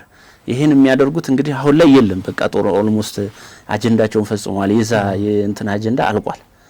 የሃይማኖት አባት ይገደል ነበር። በዛ በኩልም እንደዚህ በቃ የውሸት ድርሰቶች ሁሉ ነበሩ። የእውነት ትራጀዲ የሆኑ ነገሮችም ነበሩ። እነዛ ነገሮች በቃ ታች ያለው በቅንነት የሚታገሉ ሰዎች ተሸውደው ገብተውበታል። የእውነት መስሏቸው በሚነገራቸው በሚያዩት ቪዲዮ። አሁን ዛሬ ቴክኖሎጂው ረቋል። እኔ እናንተ የምናወራውን ቀይሮ ሌላ ሊያወራ ይችላል። ያን እንኳን ሳይገነዘብ ወደ ውጊያ የገባ አካል አለ ማለት ነው። እና በሰዓቱ የዩቲዩብ ራሳቸው አስተዋጽኦ አለው። ይሄ በጦርነት ንግድ አተርፋለሁ የሚል አካል አለ። የአመራሮች አሉ በጦርነት እንደዚሁ ገንዘብ እናገኛለን የሚሉ። ሶስተኛ ደግሞ 1 ለ5 ያደራጀው ከታች ጀምሮ በወያኔ ስራ ይሰራል። አኩራፊ እንትኖች አሉ ባለስልጣናት እነገዱን መመልከት ይቻላል። ያኔ ለውጡ ሲመጣ ሁሉም ሰው በቃ ባለስልጣን ሆኖ ነበር የሚታየው። ሁሉም ሰው ዞን ድረስ ከወረዳ ድረስ ገባሉ ብሎ አስዩ ማድረግ። ስልጣን ደግሞ አንድ ወንበር ነው፣ ምንም ልታረጋው አይችልም። ስለዚህ ሁሉም የፈለገውን ሲያጣ ወይ አይ በዚህ አሰራር አንተ ተጠያቂ ነህ ሌላ ወጣት ትውልድ ይምጣ ተብሎ ሲተካ አኩርፎ እንደ ይህን ያደረገው ኮከሌ ነው ያሉ ሌላ ሐሰተኛ መረጃዎች እየተሰራጩ በተለይ በአማራ ውስጥ በጣም ልክ ያለፈ እንቅስቃሴ ተካሄደ። ቅድም የህይወት መስዋዕትነትም እንዲከፈል የተደረገበት ምክንያትም ይሄ ነው። አንዱ ትኩሳት ስለሆነ ማለት ነው። እነዚህ ነገሮች ወደ ጦርነት ነው የገፉን ማለት ነው። እና ስቲል አሁን ይህን ስንል ታችም ድረስኛ አሁን እዚህ መጥቼ እየቆረቆረኝ ማወራ እንደ ታሪክም ሰዎች እንዲዙልን የምንፈልገው በቅንነት የሚታገሉ የሚሞቱ የእውነት ለአማራ ህዝብ እየታገልን ነው የሚሉ በርካታ ልጆች አሉ። ቀድም የጠቀስናቸው ሰዎች ከፖለቲካው ነፃ ሆነው ግን ለአማራ ህዝብ እየሞትን ነው ያሉ አሉ። ግን ነገ መተው ስልጣን እንደዛ ታግለው ሞተው እንኳን ስልጣን ቢይዙ ችግር የለውም ነበር። ግን ስልጣኑን ለመያዝ ደግሞ ሱፋቸውንና ካራባታቸውን አዘጋጅተው አማራ የሚባል የለም ሲሉ የነበሩት እንደ መድረክ ላይ ቆመው በዓለም አደባባይ ሁሉ ተናግረው የአማራን የቃላት ጄኖሳይድ የፈጸሙ መጽሐፍ ሁሉ ያሳተሙና አንዳርጋቸው ጽጌ ትናንትና ጽምዶ ብለው የአማራ ተወካይ ሆነው መጥተዋል ማለት ነው። ይህንን ሲሰሙ እንዴት የሞቱት ወንድሞቻቸው እንዴት እንደሚቆጫቸውና ነገ እነሱ ሊሞቱ ሲዘጋጁ አንዳርጋቸው ጽጌ የአማራ ጠላት ለማንገስ እንደሚመጡ መገንዘብ መቻል አለባቸው። ለማን እንኳን እንደሚሞቱ ለማን እንደሚሞቱ እንኳን በደንብ ማወቅ መቻል አለባቸው። በቅንነት ግን ለህዝባቸው እየተዋጉ እንደሆነ አሁን ያውቃሉ እነሱ። ከተሰራው ፕሮፓጋንዳ ያን ፕሮፓጋንዳ እኮ እናንተ ናችሁ የምታፈርሱት እኮ። እሱን እያደረግን ያለው እሱ ነው። ግን እንዴት መሰለ ይሄን አሁን ቴክኖሎጂ በጣም ሰፊ ስለሆነ ብዙ ጥቅሞች አሉት። አንደኛ ይሄ እዛ በቅንነት የሚታገለው ኃይል አሁን ገንዘብ ለምዷል። ከጦርነቱ ውጭ ህይወት መሰረታለው የሚል የለም አብዛኛው ማለት ነው። በዛ ጦርነት ውስጥ አሁን ተጋፍቶ ሲበላ የነበረ ሰው ዛሬ ፍየሉን አርዶ ቁጭ ብሎ እየበላ ነው። አዛዥ ሆኗል። ትናንትና ህግና ስርዓት አክብር ተብሎ ሲል የነበረ ሰው አሁን ላይ ኦልሬዲ መሪ ሆኗል። ራሱ መንግስቱ ኬላው እየተዘረጋ ነው። ብር 10 ብር ያልነበረው ሁሉ በኪሱ እስር ብር ነው ያዘው። አሁን ላይ ኮንጎ ጫማ ማያገኝ የነበረው 20-30 ሺህ ብር ጫማ ገዝቶ ንጉስ ሆኗል። በቃ ኦልሞስት አሁን አዛዥ ነው። ተመችቶታል በሳት ይሄን ስላደረገ ነው እንጂ የአማራ ህዝብ እንዴት ነው እየሄደ ያለ የሚለውን አሁን አይገነዘብም። ትንሽ ግን ቢያንስ ለሀገራቸው ይወጡ ስራቸውንም ደሞዛቸውንም ጥሎ ይወጡ ትልልቅ የተማሩ ሰዎችም አሉ። እነዛ ሁኔታቸው ይገባቸዋል። ግን እነዛ ሰዎች እኔ በምን ምክንያት እንደሆነ አላውቅም እንዴት የአማራ ጠላቶች አሁን ከጣሊያን ትርክት በኋላ ይሄ 1967 በፊትም ጀምሮ እንግዲህ ሱዳን ውስጥ ነው ታውቃለህ። መለስም ሱዳን ውስጥ ነው ይህንን ድርጅት እርሾውን አብክተው ጀብሃ ተመስርቶ እነ ሻዕቢያ ተመስርተው ከዛ በኋላ ነው ወያኔም መተው እነዚህ ሁሉ ጸረ አማራ ትርክት አንግበው እንደ አማራ እንደ ሀገር እንደ ኢትዮጵያ አማራ እንደ ህዝብ ማለት ነው እንደ እምነት ደግሞ ኦርቶዶክስ ማጥፋት አለብን። ይሄ ያው የጣሊያን ከፋፍለ ግዛው ስለነበረ ማለት ነው። ይሄ ትርክት እነዚህ አካላቶች አሁን ድጋሚ ተሰብስበው ሲመጡ ያውቃሉ። እነዛ ውጭ ላይ ተማርን ያሉት በፋኖ ትግል ውስጥ ያሉት ይሄንን ያውቃሉ። የአማራ ጠላት እንደሆነ ያውቃሉ። አሁንም መልሰው እዛው ውስጥ ሱዳን ውስጥ ሄደው ገብተዋል። አሁንም ወያኔዎች እዛው ውስጥ ሱዳን ናቸው። ኤርትራን በተመሳሳይ ያው እንግዲህ እዛው ናቸው ማለት ነው። እነዚህ ጠላቶች ምንድናቸው ካልክ ኦልሞስት ቀንደኛ ጠላታቸው የአማራ ህዝብ ነው ማለት ነው። እያንዳንዳቸውም ተራ በተራ ማየት ስለምንችል የሱዳን ጥያቄ ምንድነው ካልከኝ የራሳቸው የሆነ ጥያቄ አላቸው። የጎንደርን የምዕራቡን ክፍል ይዘነዳለን የሚል ጥያቄ አላቸው። ጥያቄያቸው ጠላትነታቸው አማራ ነው ማለት ነው። የወያኔንም መውሰድ ትችላለህ። ወልቃይትና ራያ የአማራን ግዛት ከፍሎ ወስዷል። ስለዚህ ጥያቄው ከአማራ ላይ ነው የወያኔ ጥያቄ ማለት ነው። ሁለተኛ ደግሞ ቀጣይ ደግሞ ኤርትራንም ማየት ትችላለህ። ኤርትራ እንደ ህዝብ አማራን ስትወነጅል ነበር በሰዓቱ ማለት ነው። ምክንያቱም የተሰጣቸው ትርክት ጸረ አማራነት ስለነበር ማለት ነው። ስለዚህ ሻዕቢያ ደግሞ ምንድነው ወደዚህ ወደ ህብረቱ የመጣቸው አንደኛ ወያኔዎች እንዲጠፋለት ይፈልግ ነበር። እንግዲህ በጦርነቱ ሰዓት ወያኔዎቹ ብቻ ሳይሆን የትግራይ እንደ ህዝብ እንዲጠፋ ይፈልግ ነበር። ትግራይ ህዝብ እንዲያልቅ ፕሪቶሪያ ሲስማማ ያው ሻዕቢያ ደስ አላለውም። እንደገና ህብረት ፈጥሮ ይሄንን ማጥፋት ነው የፈለገው። ከዛ ባለፈ ደግሞ የባህር በር ጥያቄም ስለምናነሳበት መሰረታዊ ጥያቄም ስለሆነ በዛ በኩል ለምን እኛን እንዴት ኢትዮጵያ እንደ ኢትዮጵያ ታድጋለች በሚል ቅራኔ ያለው ኤርትራ ማለት ነው። ስለዚህ ጥያቄው ምንድነው ከዚህ ህዝብ ጋር ነው ከኛ ህዝብ ጋር ነው። መቼም ሻዕቢያ ለኛ አስቦ አይሆንም። ቢያስብልን የባህር በር በሰላማዊ መንገድ መስጠት ይችል ነበር ማለት ነው። ይሄ ነው ጥያቄው። ዘመነ በቅርቡ ከቤኒሻንጉል ታጣቂዎች ጋር እንግዲህ ፎቶ ተነስቶ አይታችኋል። መልእክትም አስተላልፏል። እንግዲህ በዛ አካባቢ ያሉትን ጥያቄያቸው ምንድነው ካልከኝ የጉምዝን ጥያቄን ያውቀዋል። ጥያቄ በፊት በእናስቻለው ጊዜም ሲንቀሳቀሱ ስለነበር የጉምዝ ታጣቂዎች እቅዳቸውና ጥያቄያቸው ምንድነው ካልከኝ እኛ ሀበሻ አይደለንም ጉምዝን ይዘን ወደ ሱዳን እንጠቀለላለን፣ እኛ አፍሪካንን እናንተ ሀበሻ ሆናችሁ የሚል ጥያቄ ሁሉ አላቸው። ስለዚህ ወደ ሱዳን ለመውሰድ ነው የነሱ ጥያቄ ማለት ነው። ዘመነ ከነሱ ጋር ሲቆም የጉምዝና መተከል ነው ወደ ሱዳን ለማካለል የሚደረግ ነው። የሱዳን መንግስትም አንዱ የሚደግፍበት ምክንያት የጉምዝን ታጣቂዎች ይዞ ጉምዝን እንደ ሀገር ለመቀራመስ ጭምር ነው። ሻዕቢያም 1700 ኪሎ ሜትር ማለት ወያኔ ማለት ነው 1700 ህዳሴ ግድብን እስከ ህዳሴ ግድብ ድረስ አካላ ለሱዳን የሰጠችውን ጉርሻ ታውቃለህ። ስለ ህብረታቸው እንዴት እንደሆነ እንደ አማራ ነው ጠላትነታቸው ማለት ነው። ከዛ ደግሞ በቅርቡ ደግሞ እንግዲህ እነንተናንም እንግዲህ ነቅማንትም የቅማንት ምክር ቤትም አለ የአገው ሸንጎም አለ። እንግዲህ እዛ ውስጥ ምንድነው ጥያቄያቸው ከአማራ የተለያዩ ግዛቶችን ይዞ ክልል አድርጎ ራስ መቆም ነው የሚፈልጉት። ስለዚህ ይሄ ሁሉ ህብረት ምን እንደሆነ ታውቀዋል። የኦነግንም ጥያቄ ማንሳት እንችላለን። ኦነግ እስካሁን የበደለን የአማራ ህዝብ ነው እንደ ህዝብ። ስለዚህ ይህንንም እንበቀላለን የሚል አጀንዳ ያዘለ ሆኖ በማንነታቸው አማራዎችን እየገደለ ነው በየቦታው ማለት ነው። መንግስትም አሁን እየታገለ ያለው ማለት ነው። እሱ ሌላም እጅ ስለማቅ ማለት ነው እኮ እንደው ኦነግ እንደው እንደሽፋን ነው እንጂ በራሱ ለአማራ ህዝብ ታገላለሁ የሚለው አካል የአማራን ህዝብ አልገደለም እያልሁ ልመጣልህ እኮ ነው። እንግዲህ አንደኛው የነዘመነ ቡድን ስለቀረ ነው። እኔ ማንነን አንስቼልሃለሁ፣ የሱዳን መንግስት ፍላጎቱን አንስቼልሃለሁ። ፍላጎቱ ምንድነው? መሬት መውሰድ ነው። ክልሎችን በተለይ እንደ ጉምዝ አይነቶችን ማጠቃለል ነው። የህዳሴውን ግድብ ግብጽ ደግሞ ፍላጎቱ የህዳሴውን ግድብ ለመያዝ ነው። ሱዳንና ይሄን የምትደግፈው አጠቃላይ የወያኔ ፍላጎት ደግሞ ወልቃይትን መያዝ ነው። ኤርትራም በተመሳሳይ የአማራ ጥላቻና የባህር በሩን ላለመስጠት የሚደረግ ሽቅድምድም ነው። እነዘመነ ደግሞ ፍላጎታቸው ምንድነው ካልከኝ ስሜትና ስልጣን ብቻ ነው። ይገኛል። ግን አሁን በሚባለው ስሌት እኮ ኢትዮጵያ ፈረሰች እኮ ልመጣልህ እኮ ነው። አይገኝም፣ አይሳካም። የኢትዮጵያ ጠላቶች በተለይ የምስራቅ አፍሪካ በተለይ እዚህ ቀንዱ አካባቢ ያሉ የኢትዮጵያ ጠላቶች ከአማራ ህዝብ ላይ ጦርነቱን ለማድረግ እና ፍጹም የአማራ ጥላቻ ያላቸው ሀገራትና የቀጠናው ጠላቶች አማራ ለማውደም የተጠቀሙበት ስልት ነው ይሄ ጽምዶ ማለት ነው። ስለዚህ አንድ ለሀገር አስባለሁ ለህዝብ ያስባለሁ የሚል አካል የትኛውንም የቀጠናውን ጦርነት አምጥተ ከህዝብ ላይ ለመጫን አይደለም። መጀመሪያ የጦርነት አንዱ ሳክሰስ ወይ አንዱ ለህዝብ ታገላለሁ የምትለው ጦርነቱን ከራስ ህዝብ ማውጣት ነው።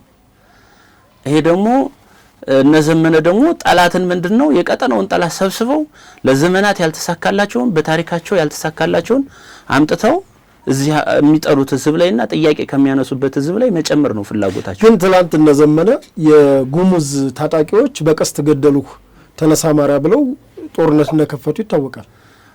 እንግዲህ ትናንት ያንን አስተካክላለሁ ብሎ አብሮ ፎቶ የተነሳው ሰውዬ ወደ 30 የሚሆኑ መኪና ቆመው የጉሙዝ ታጣቂዎች አፍነው ይዘው 47 አካባቢ ማለት አቃጥለዋል ገለዋል። ስለዚህ እኔ ዘመነ ለአማራ ታገላለሁ የሚለው ሽፋን ነው እንጂ አማራ እንዳልሆነ ልነግርህ ነው። አማራ አይደለም። ኦልሞስት አሁን ክልሉ ለባንዳዎች መጫወቻ ሆኗል። አሁን ክልሉ የባንዳጆች እንደፈለገ ሌሎች ላይ እንትን እንበል። አሁን ኤልያስ በዚህ ጥያቄ መሰረት ኤልያስ የተወሰነ ሐሳብ ስጥና ወደ ምን እንሄዳለን? እስኪ ይሄ አመክንዮ ለትግል የተገባበት ተብሎ የተነሳው አመክንዮ ትግሉን ከምን አደረሰው? በቃ ትግል ብለው ለያዙት አካሎች ትግሉ ከምን ደረሰ? በጣም ጥሩ። እንግዲህ ብዙ ያው የአባታችን ቤተ መንግስት አለ፣ በ3 ሳምንት አለ። እነዚህን ተካተው ሲሮጡ የታጠቁት ሲሮጡ ይፈታል ነውና ከመጀመሪያው ዶክተር አብይ አህመድ ሲመጡ እውነት ልነጋገር ከተባለ በቤተልሔም ዳኛቸውና በአስረስ ማረልክ አቀባበል ያደርግና ያሽቃበጠ አልነበረም። እኔ ቦታው ላይ ስለነበርኩ እኔ አስረስ አስታውሳለሁ። እንደ ሚዲያ ሰው መድረክ ላይ ፊት ለፊት ነበር። የሚዲያ ሰዎች ራሱ መልካም ፈቃድ ጠይቀን የገባን ከአስረስ ማረ ነው። ለምን ካልካኝ ዘመነም በለው አስረስም በለው ታጣቂዎቹን እነ ደረጃን እንተዋቸው። ምክንያቱም እነሱ አፈሙዝ ነው በቀላሉ የሚሾሩ ስለሆነ መሳፍንት ተስፉ በፊትም ሽፍታን የነበረ ያችን ቀጠና ይዞ አይለቅም። የምንተው ጦርነት ጊዜ ከሆነ ቦታ አልወጣም። ሽፋኑ ነው የሚጠቀሙበት ስሙን ነው። እነ ዘመነ ግን ስልጣን ነው ምንድን ነው ካልከኝ ማለት ነው ተራማጅ ሀሳብ የላቸውም። አብይ አህመድ መጀመሪያ በመላ ኢትዮጵያ ሀሳብ ይዞ ሲመጣ ኦፊሻሊ እናስረስ ያው ባንዲራ ይዘው ቲሸርት ለብሰው ሰልፍ መርተው በቃ እንደውም አስታውሳለሁ በአማራ ክልል ትልቁ ባንዲራ በቤዳው አስተባባሪ ረጅሙ በኋላ ምን በረከት ስምኦንን ከሳሽና ወቃሽ ሆኖ ሲመጣ ዳኛ ፈራጅ የነበረ የማርቆስ ሆቴል ሲቃጠል ብዙ ነገር እንትን ያለ ከበስተጀርባ አስረስ ነው ነበር። ለምሳሌ ስልጣን ነው ዋናው ስሙን ሽጦ በሆነ ቦታ ላይ እሱን በሚኒስተር ቦታ መሾም ነው የነበረ። እሱና ያው በቤተሰብ ሊንኬጅ ማለት እሱን እመጣለሁ። አሁን ወደ አስረስ ማረስ ሲመጣ ትንሹ ስብሐት ነጋ የሚል ስያሜ ያለው ነው እሱ ነገር ይባላል። ጫካላይ ነውና ከመጀመሪያው እውነት ለአማራ ህዝብ ቢጸጸቱ ቢቆረቆሩ አማራ ነኝ ቢሉ ኑሮ ሰሜን ጦርነት ላይ እንግዲህ በ27 ዓመት የነበረው የወያኔን ጥላቻ በኋላ ሊያጠፋ ሲመጣ እዛ ላይ አሻራ ማስቀመጥ ነበርባቸው። አስረስ የት ነው የነበረ? የትናቋለን መርጦ ለማርያም ጫካ ነው ተደብቆ የነበረ። ምን እያደረገ ልታሰር ነው በቃ ልከበብ ነው። ማን ነው የሚከበው? በዛ የራሱ እንትን ነው እንግዲህ ያኔ የው 27 ዓመት መጀመሪያ ጫካ ላይ ወያኔ የነበረችበትን ስትራቴጂ ነው የተከተለ ያለ። የውጭ ኃይሎችና አጋዥ ይፈልግ ነበር፣ ሎቢስቶችን ያደራጅ ነበር። ያው ራሱን በሚጠቅም መልኩ ነው።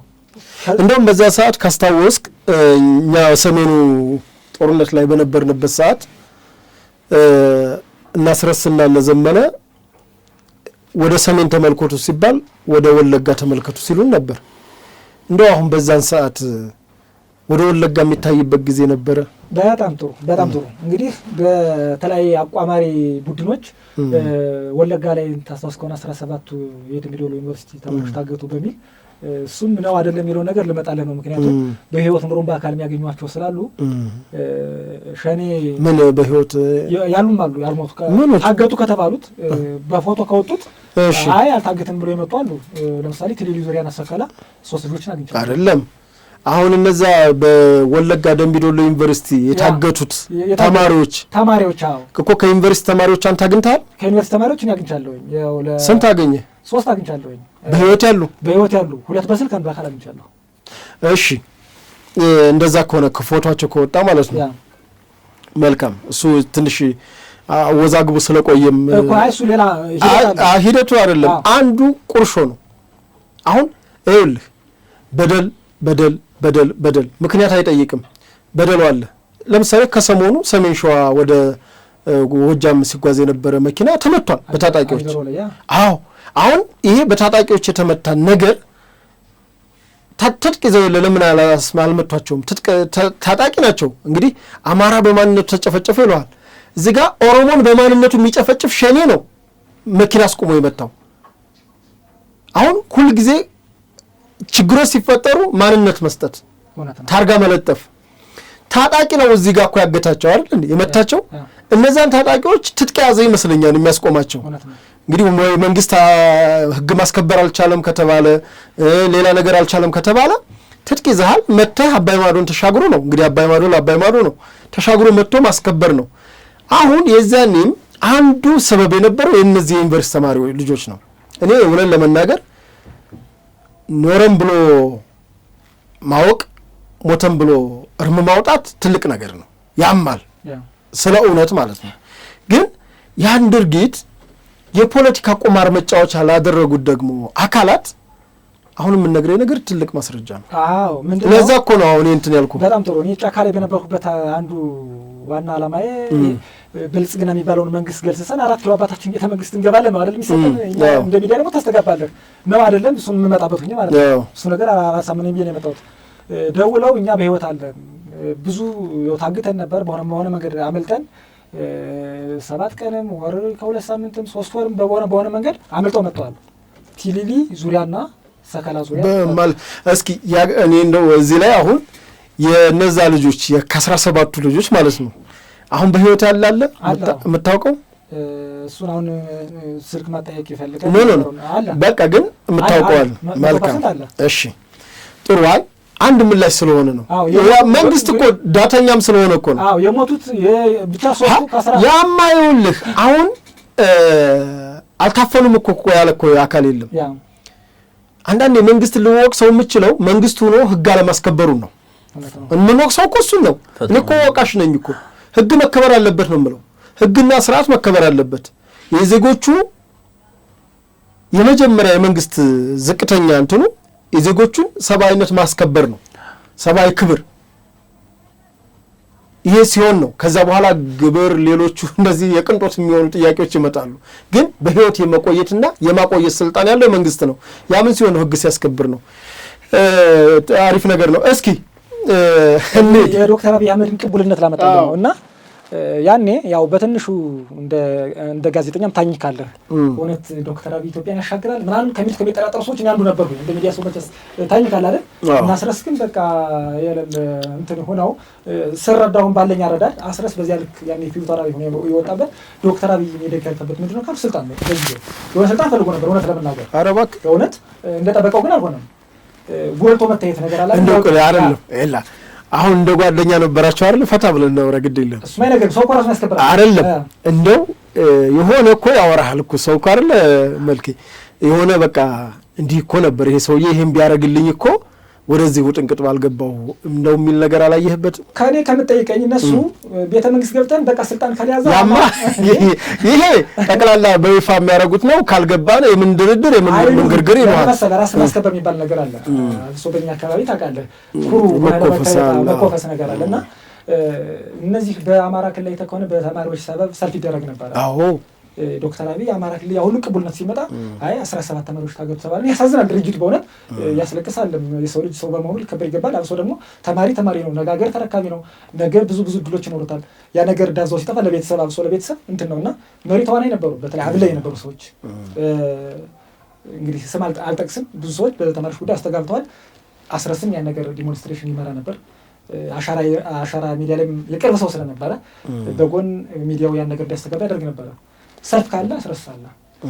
ለምን ሰሜን ጦርነት ላይ አፈገፈገ ካልከኝ የራሱ ምክንያት አለ። እሺ በርጦ ለማለት አይፈልግማ እንዴ እኮ አንተ በደም ነው ነፃ የምትወጣው።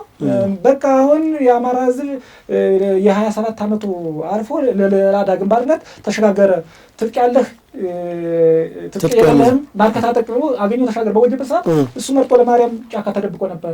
ለምን ነው ሲባል አይ በቃ እኔ እንደዚህ ክስ አለብኝ ሊያስሩኝ ነው ምናምን የሚል ማን ነው የሚከሰው? የክልሉ መንግስት ያመካኝ ነበር። እንደዚህ ያንማ እንኳን አይደለም እሱ ከእስር ቤት ያሉ ተፈተው ዝመት ተብሎ የለን እኮ ልነግርህ ነው። አስማራ ጫካ ነው ያኔ ነበረ እስከ ተወሰነ ጊዜ ነበር። ከዛ በኋላ ተደብቆ ነው የነበረ። ስለምመጣልህ ነው የአማራ ፋኖ አንድነት ምክር ቤት ሲመሰረት አስረስ ና ሲባል እንትን ላይ እዚህ አባይ ሸለቆ የሚባለው ጫካ ተደብቆ ነው የነበረ። ዘመነ ካሴ ግን ወደ ደሴ ግንባር ሄዶ ምን ነው የሚባለው ወደ አምጣልኝ መካነ ሰላም በሆነ ቦታ ሄደው ሰርቀው ምናምን ነው የመጡት። በኋላም የሌለ ተኳሽ ያልተኮሰው ያልሄደውን ሁሉ ሰብስበው ነፃ ወጣን ብለው ነው የመጡ። ለምን ካለው ይሄ ቁማር ነው፣ ይሄ እንትን ደጋፊ ለመያዝ ነው የነበረ። እንግዲህ ባህር ዳር ላይ የነበረውን ተኩስ እኔ ያስታውሳለሁኝ። መጨረሻ ላይ የመጣ እኮ የነ አርበኛ ደረጀ ነው አይደል? የነ ተሸ ቡድን መጨረሻ ላይ የመጣ እውነተኛው ታጋይ ማለት ነው። እነሱ ቀድሞ 2 ሳምንት ምናምን ከተማውን በተኩስ ያናውጡት ነበር። እዛም መጥቶ በቃ አማራ እዚህ በኋላ ተደራጅቷል ራሱ ማለት አለበት የሚለውን ነገር ስልጣን መሆኑ የምታየው እሱ ነው የነበረ እና በምክንያት ግንቦት 7 የሄደበትም አንዱ ስልጣን ነው የነበረ። እሱ መንግስት ይፈልጋል። ወንቱ ምነግርህ ለምን ካልከኝ አሁን ለምን ዘመነ ካሴ ጫካ ከወጣ በኋላ ወደ መሪነት ወደ 4 ኪሎ በ3 ቀን ለምን አልደረሰም? በ24 ሰዓት ቤተ መንግስት እንገባለን ብሎ ነበር። እንደማይሆን ያውቀዋል። አይደለም ይቅርና ለቤተ መንግስት ዘመነ ካሴ የሚጫ ተወላጆችን እንኳን በትክክል መምራት አይችልም። እኔ እንኳን የሚጫ ተወላጅ ነኝ። ስንቱን የተረሸነው በጀርባ ዘመነ ፈሪ ነው። እውነቱ ምነግርህ ጥላውን አያምንም። ለ3 ደቂቃ ለ4 ደቂቃ ብሎ አጃቢ ያለው ይባላል አይደል? ሌላ ኤክስትራ አጃቢ ያለው አጃቢዎች እሱ አለ ለነበር በሆነ ቦታ ይቀመጣሉ። እሱ ያክስት ልጅ ወር ምናምን ሌላ ደግሞ አለው ሁለተኛ። እነዚህ አጃቢዎች ለመድረስ የሚታዩት የት እንደሆነ አታውቀውም። አንዴ ሱዳን ይሄዳል፣ አንዴ አስመራ ይሄዳል። አሁን በቅርቡ ደግሞ ቤንሻንጉል ላይ ተደብቋል። እነዚህን ታጣቂዎች ያው ቅድም መልኬ እንደተናገረው እንደ ሽፋን ተጠቅሞ እንግዲህ የጠላት ወዳጅ ነው በሚል ማለት ነው። እና በዚህ ምክንያት ነው ዘመነ ካሴ እስካሁን የቆየው እንጂ አቅም ኑሮትም አይደለም። አዎ አንደበተርቱ ነው የተወሰነ ነገር ማሳመን ይችላል፣ ግን ተግባርና ንግግር አይገናኝም። ውድ ሀቅና ሳቅ ሚዲያ ቤተሰቦች፣ ሚዲያችን ሀቅና ሳቅ ነው። ልዩ የእንግዳ ዝግጅታችን እንደቀጠለ ነው። ከአርበኞች ጋር ነው ቆይታችን። አርበኞቻችን በቆዩበት ጊዜ ምን አሳለፋቸው የሚለውን ትውልዱም እንዲማርበት እንግዲህ የማታውቁትም እንድታውቁ ለማድረግ ነው ይሄ ዝግጅት አዘጋጅተን ወደ እናንተ እያቀረብን ያለ ነው። ይህን ፕሮግራም ብዙ እውቀት ታገኙበታላችሁ፣ ትረዱበታላችሁ ብዬ አምናለሁ። በተለይ በጫካ የነበረውን እንቅስቃሴ ትረዱበታላችሁ። ሚዲያውን ላይክ፣ ሼር፣ ሰብስክራይብ አድርጉ። የሚሰማችሁን ነገር በኮሜንት መስጫ ቦክሱ ላይ ደግሞ ሀሳባችሁን ስጡን እንላለን። ውይይታችን እንደቀጠለ ነው።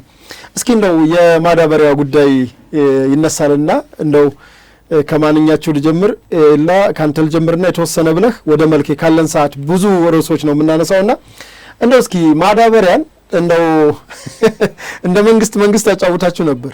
እንዴት ታገኙታላችሁ? እንዴት ለገበሬው ነበር የምትሰጡት?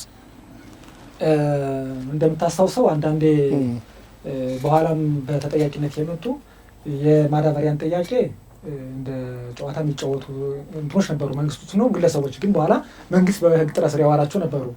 ምክንያቱም ማዳበሪያ ለማህበረሰቡ ምን እንደሆነ ይታወቃል። እንግዲህ ምግብ፣ ልብስ፣ መጠለያ መሰረታዊ ፍላጎቶች ናቸው አይደል? በኢትዮጵያ ኑሮ ደግሞ ስታየው ማዳበሪያ ከሌለ ህልውና የለም ማለት ነው። እና በጊዜው በተለይ 2015 ዓ.ም የማዳበሪያ አቅርቦት እጥረት ነበረ። በተለይ የነበረው ግርግር የትጥቅ ትግሉ ሊጀምርበት በነበረበት ዋዜማ ላይ የዩክሬንና የሩሲያ ጉዳይ ነው። እሱ ዓለም አቀፍ ጉዳይም ነበር፣ መንግስትም ያሳስብ ነበር። ግን ያው እንግዲህ እንደሚታወቀው የማዳበሪያው ጉዳይ ዓለም አቀፍ ነው። አንዳንዴ ኢትዮጵያ ካቅም በላይ አሁን የነዳጁ በለው እና የዩክሬንና የሩሲያ ግጭት ኢትዮጵያ አብዛኛውን ኢትዮጵያ ብቻ ሳይሆን ሌላው ዓለም ስንዴና ማዳበሪያ ከዩክሬን ነው የሚወስደው። ዩክሬን ትንሽ ሀገር አድርገው የሚያስቡ ሰዎች አሉና ትልቅ ግዙፍ ኢኮኖሚ ታንቀሳ በተለይ ግብርናው ላይ ግን እኔ ከወደብ መምጣቱን አይደለም ወረታ የደረሰ ኮምቦልቻ የደረሰ ድፖ አሉ አይደለ በየቦታው እነዛ ጋር የደረሰ አሁን የጎንደርና የጎጃም ወረታ ላይ ነው የሚያርፈው። ደረቅ ወደቡ ላይ የደረሰው ማዳበሪያ ስርጭቱ ለምንድን ነው በእናንተ እጅ የገባው?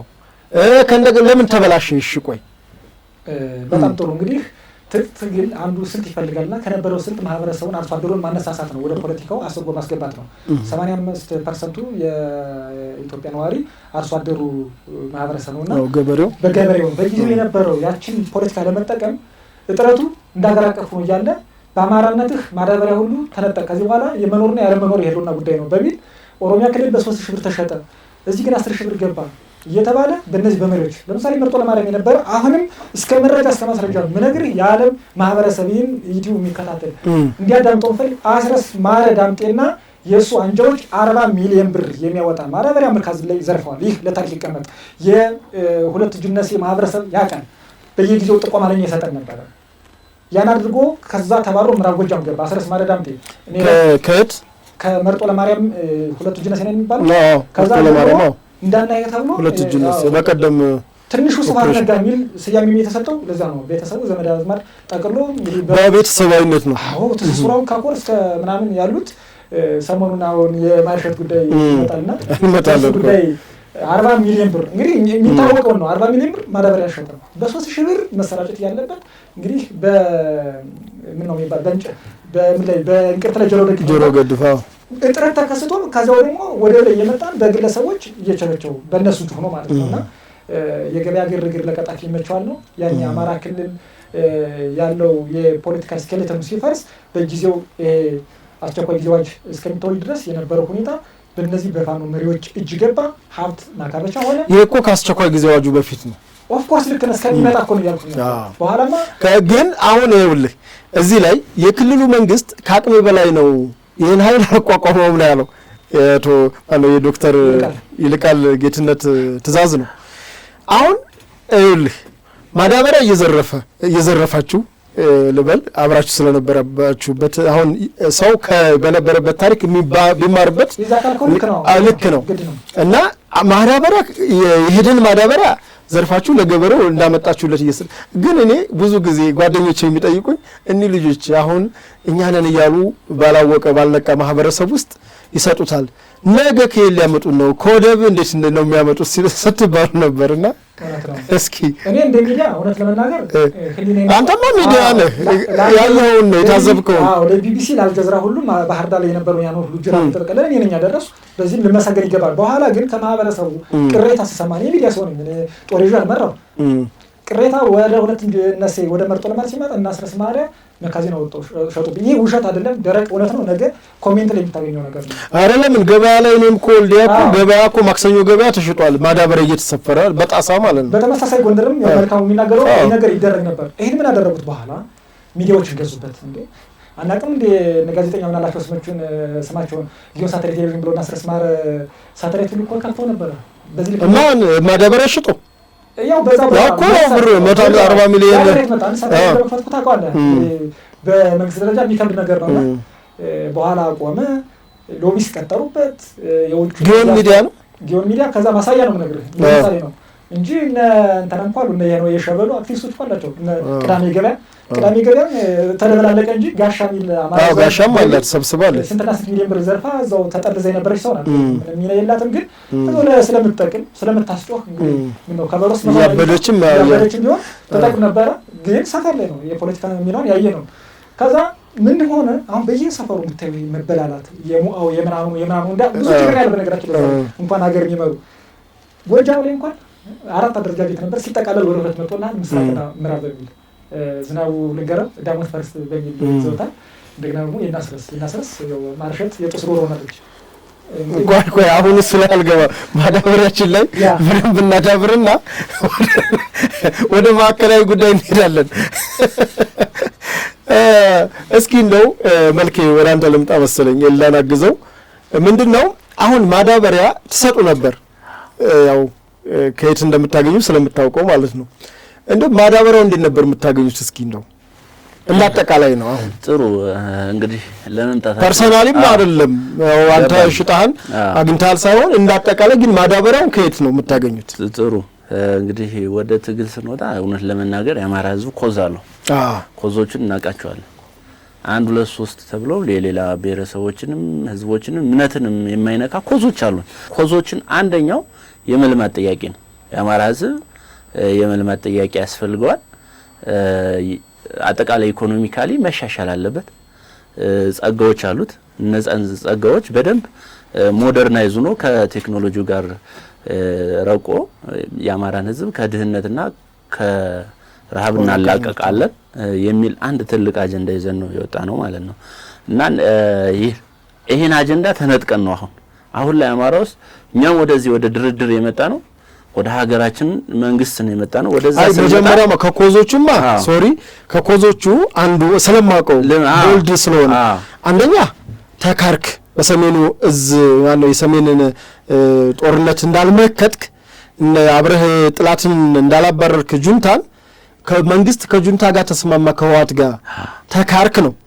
ከተካርክም በኋላ ወልቃይትና ራያን እስከዛሬ ለማንነት ለምንነት ስትሞትበት የነበረው መሬት ሰጡት፣ ብልጽግና ሰጡበት ነው። ሲቀጥል አዲስ አበባ አገባም ነው። ሲቀጥል በተለያዩ አካባቢዎች የሚኖረው አማራ ተፈናቀለ ነው፣ ተሳደደ ነው። እነዚህን ኮዞች ዘን ወጥተናል። እነዚህ ኮዞች መቀጠል ያለባቸው ወይ ነበር። ለምሳሌ የመልማት ጥያቄ ላነሳል ነው ወደ ማዳበሪያ ልመጣ ስለሆነ ማለት ነው። ስለዚህ እነዚህ ጥያቄዎች የመልማት ጥያቄ ካለን ማዳበሪያን ማስቆም የለብን። አሁን ከወረታ ጎንደር ከወረታ ወደ ተለያዩ የጎንደር ክፍል መግባት አይችልም። ምክንያቱም አንደኛ ከሆነ መንግስት በጀባ ነው የሚያስገባው፣ በጀባ ነው የሚያስገባው። ለአማራ ገበሬ በጀባ መግባት የለበትም ነበር። ማን ነው የሚያጅበው? መከላከያ ነው የሚያጅበው። እሺ ቀጥላ ስለዚህ መከላከያ ነው እያጀበ ያለው ማለት ነው። መከላከያ አሁን ላይ ደግሞ በተለያየ ቦታ ላይ እየተወጠረ ስለሆነ ኃይል ላይኖረው ይችላል። ስለዚህ ማጀብ አቅቶት በየወረዳዎቹ ማዳበሪያ አልገባም። የአማራን ህዝብ ጥያቄ ኮዝ ይዤ ወጥቻለሁ፣ የመልማት ጥያቄ ኢኮኖሚ ጥያቄ ይዤ ወጥቻለሁ ያለ ቡድን ግን መስመር ላይ ያቆመ ይዘርፈዋል ማለት ነው። ይህን ጥያቄ የሚያስቀጥል ቡድን ያለ ጀባ በነፃ ነው መግባት ያለበት። ስለዚህ በነፃ መግባት ያለበት ነገር ግን ስለሚዘረፉ በጀባ እየመጣ ነው። ለህዝባችን ማን ነው እየጠቀመ ያለው? እዚህ ላይ መከላከያው አንድ ስቴፕ ከትግል በተጨማሪ ደግሞ ይህንን እጀባ ሌላ ተጨማሪ ስራ ሰተ ነው እያጀበ እየወሰደ ነው ለገበሬው የሚያደርስ ማለት ነው። አሁን ግን አቅም አጥሮ በየወረዳዎች ማዳበሪያ አልገባም እና ማዳበሪያ ከየት ነው የሚገኘው? እንግዲህ እንደምንም ብለህ አንድ ቀን ወረዳ ላይ ከገባ ዘርፈህ ለማህበረሰቡ ሰጣው ሳይሆን ተጨማሪ ዋጋ ከፍለ ነው የምትሸጠው። 8 ሺህ ብር ነው የሚሸጠው። ስለዚህ ከየትማ የምትሰራው ዘርፈ ነው የማህበረሰቡን ንብረት ገበሬው የከፈለበትን ንብረት መልሰ ለገበሬው ነው እየሸጥክለት ያለ ማለት ነው።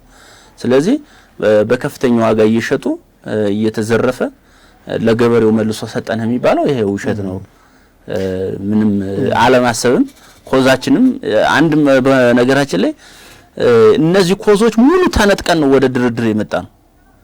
ያ ቡድን ነጠቀ ነው ኮዛችን በሙሉ። እኔ በዛ ቀጠና በጎንደር ቀጠና ማንኛውም የእርዳታ ድርጅት በነፃ እንዲገባ ነው ስናደርግ የነበረው። ኤፍኤች በየወረዳዎች እየገባ በነፃ ያደርስ ነበር። ማዳበሪያ በነፃ ትራንስፈር ይሄድ ነበር። አሁን ግን ከጠላቶቻችን የሚመጣ አጀንዳ በመሪዎች በኩል ትእዛዝ ስለሚሰጥ ማስተካከል አልቻለም። በየቀጠናው ማዳበሪያ በነፃ ይሄድ እንላለን፣ ይዘረፋል። ልታስቆም ስትሄድ ያ ቡድን ይገጥማል መልሶ ከመሪም ትእዛዝ አለኝ ይላል። ስለዚህ ምንድነው ይሄ ኮዛችንን ሙሉ በሙሉ ተነጥቆ አሁን አማራ ክልል ላይ የአማራ ትግል ኮዝ የለም። ያ ኮዝ ስለተነጠቀ ስለሄደ ነው እኛ ወደ ድርድር መተን በሰላማዊ መንገድ ቢያንስ መፍታት እንችላለን ብለን የመጣ ነው ማለት ነው እንጂ አሁን እዛ መሬት ላይ ያለው ትግል ኮዙ ተነጥቋል። ኮዙ አንደኛውን በትንሹ ብታዩ የዚህ ማዳበሪያ ጉዳይ የመልማት ጥያቄን አንዱ ስለሆነ እሱን ኮዝ ተነጠቅን። አሁን ማዳበሪያ መንቀሳቀስ አይችልም። ገበሬዎች ረሃብ ሊሞቱ ነው። የአማራ መሬት ደግሞ ከማዳበሪያዎች ምንም ዜሮ ነው የለው። ስለዚህ ተነጥቀናል ማለት ነው። ሁለተኛ ነጋዴዎች በሰላም አይንቀሳቀሱም። አሁን አማራ ውስጥ ትልልቅ ነጋዴዎች የሉ፣ ኢንቨስትመንት የሉ፣ ነቅለው እየወጡ ነው ወደ ሌላ ክልል ማለት ነው። ስለዚህ የመልማት ጥያቄ ይዞ ወጣ ሰው እንደዚህ ያደርግም 18 ዓመት የዘግይቶ በ2 ዓመት ባልሞላው የመገጭ ግድብን ታውቃለህ? አዎ በቃ በሚገርም ፍጥነት እየተገነባ ነው። ያ ለደንቢያ ሜዳማ ቦታዎች መልማት ጸጋን ይዞ የሚመጣ ነው። ለጎንደር የውሃ ጥም ችግር የሚፈታ ነው። ሰራተኞች ግን እየታገቱ ነው። ስለዚህ ኮዙን ተነጥቀናል። አቁሙ ስንል የሚያቆምልህ የለም። ኮዙን ተነጠቅን ማለት ነው። ስለዚህ እዛ ላይ መቆየቱ የአማራን የመልማት ጥያቄ ችግር እንደገና አንተ ጥያቄ ስለምንሆንበት ነው አንዱ የሚተው ነው ማለት ነው። ይሄ ችግር አለ ማለት ነው። በቅርቡ እየታገቱም ስለነበረ ማለት ነው። በአጠቃላይ ያሉት ጥያቄዎቻችን ኦልሞስት በጠላቶቻችን ተነጠቁ ማለት ነው።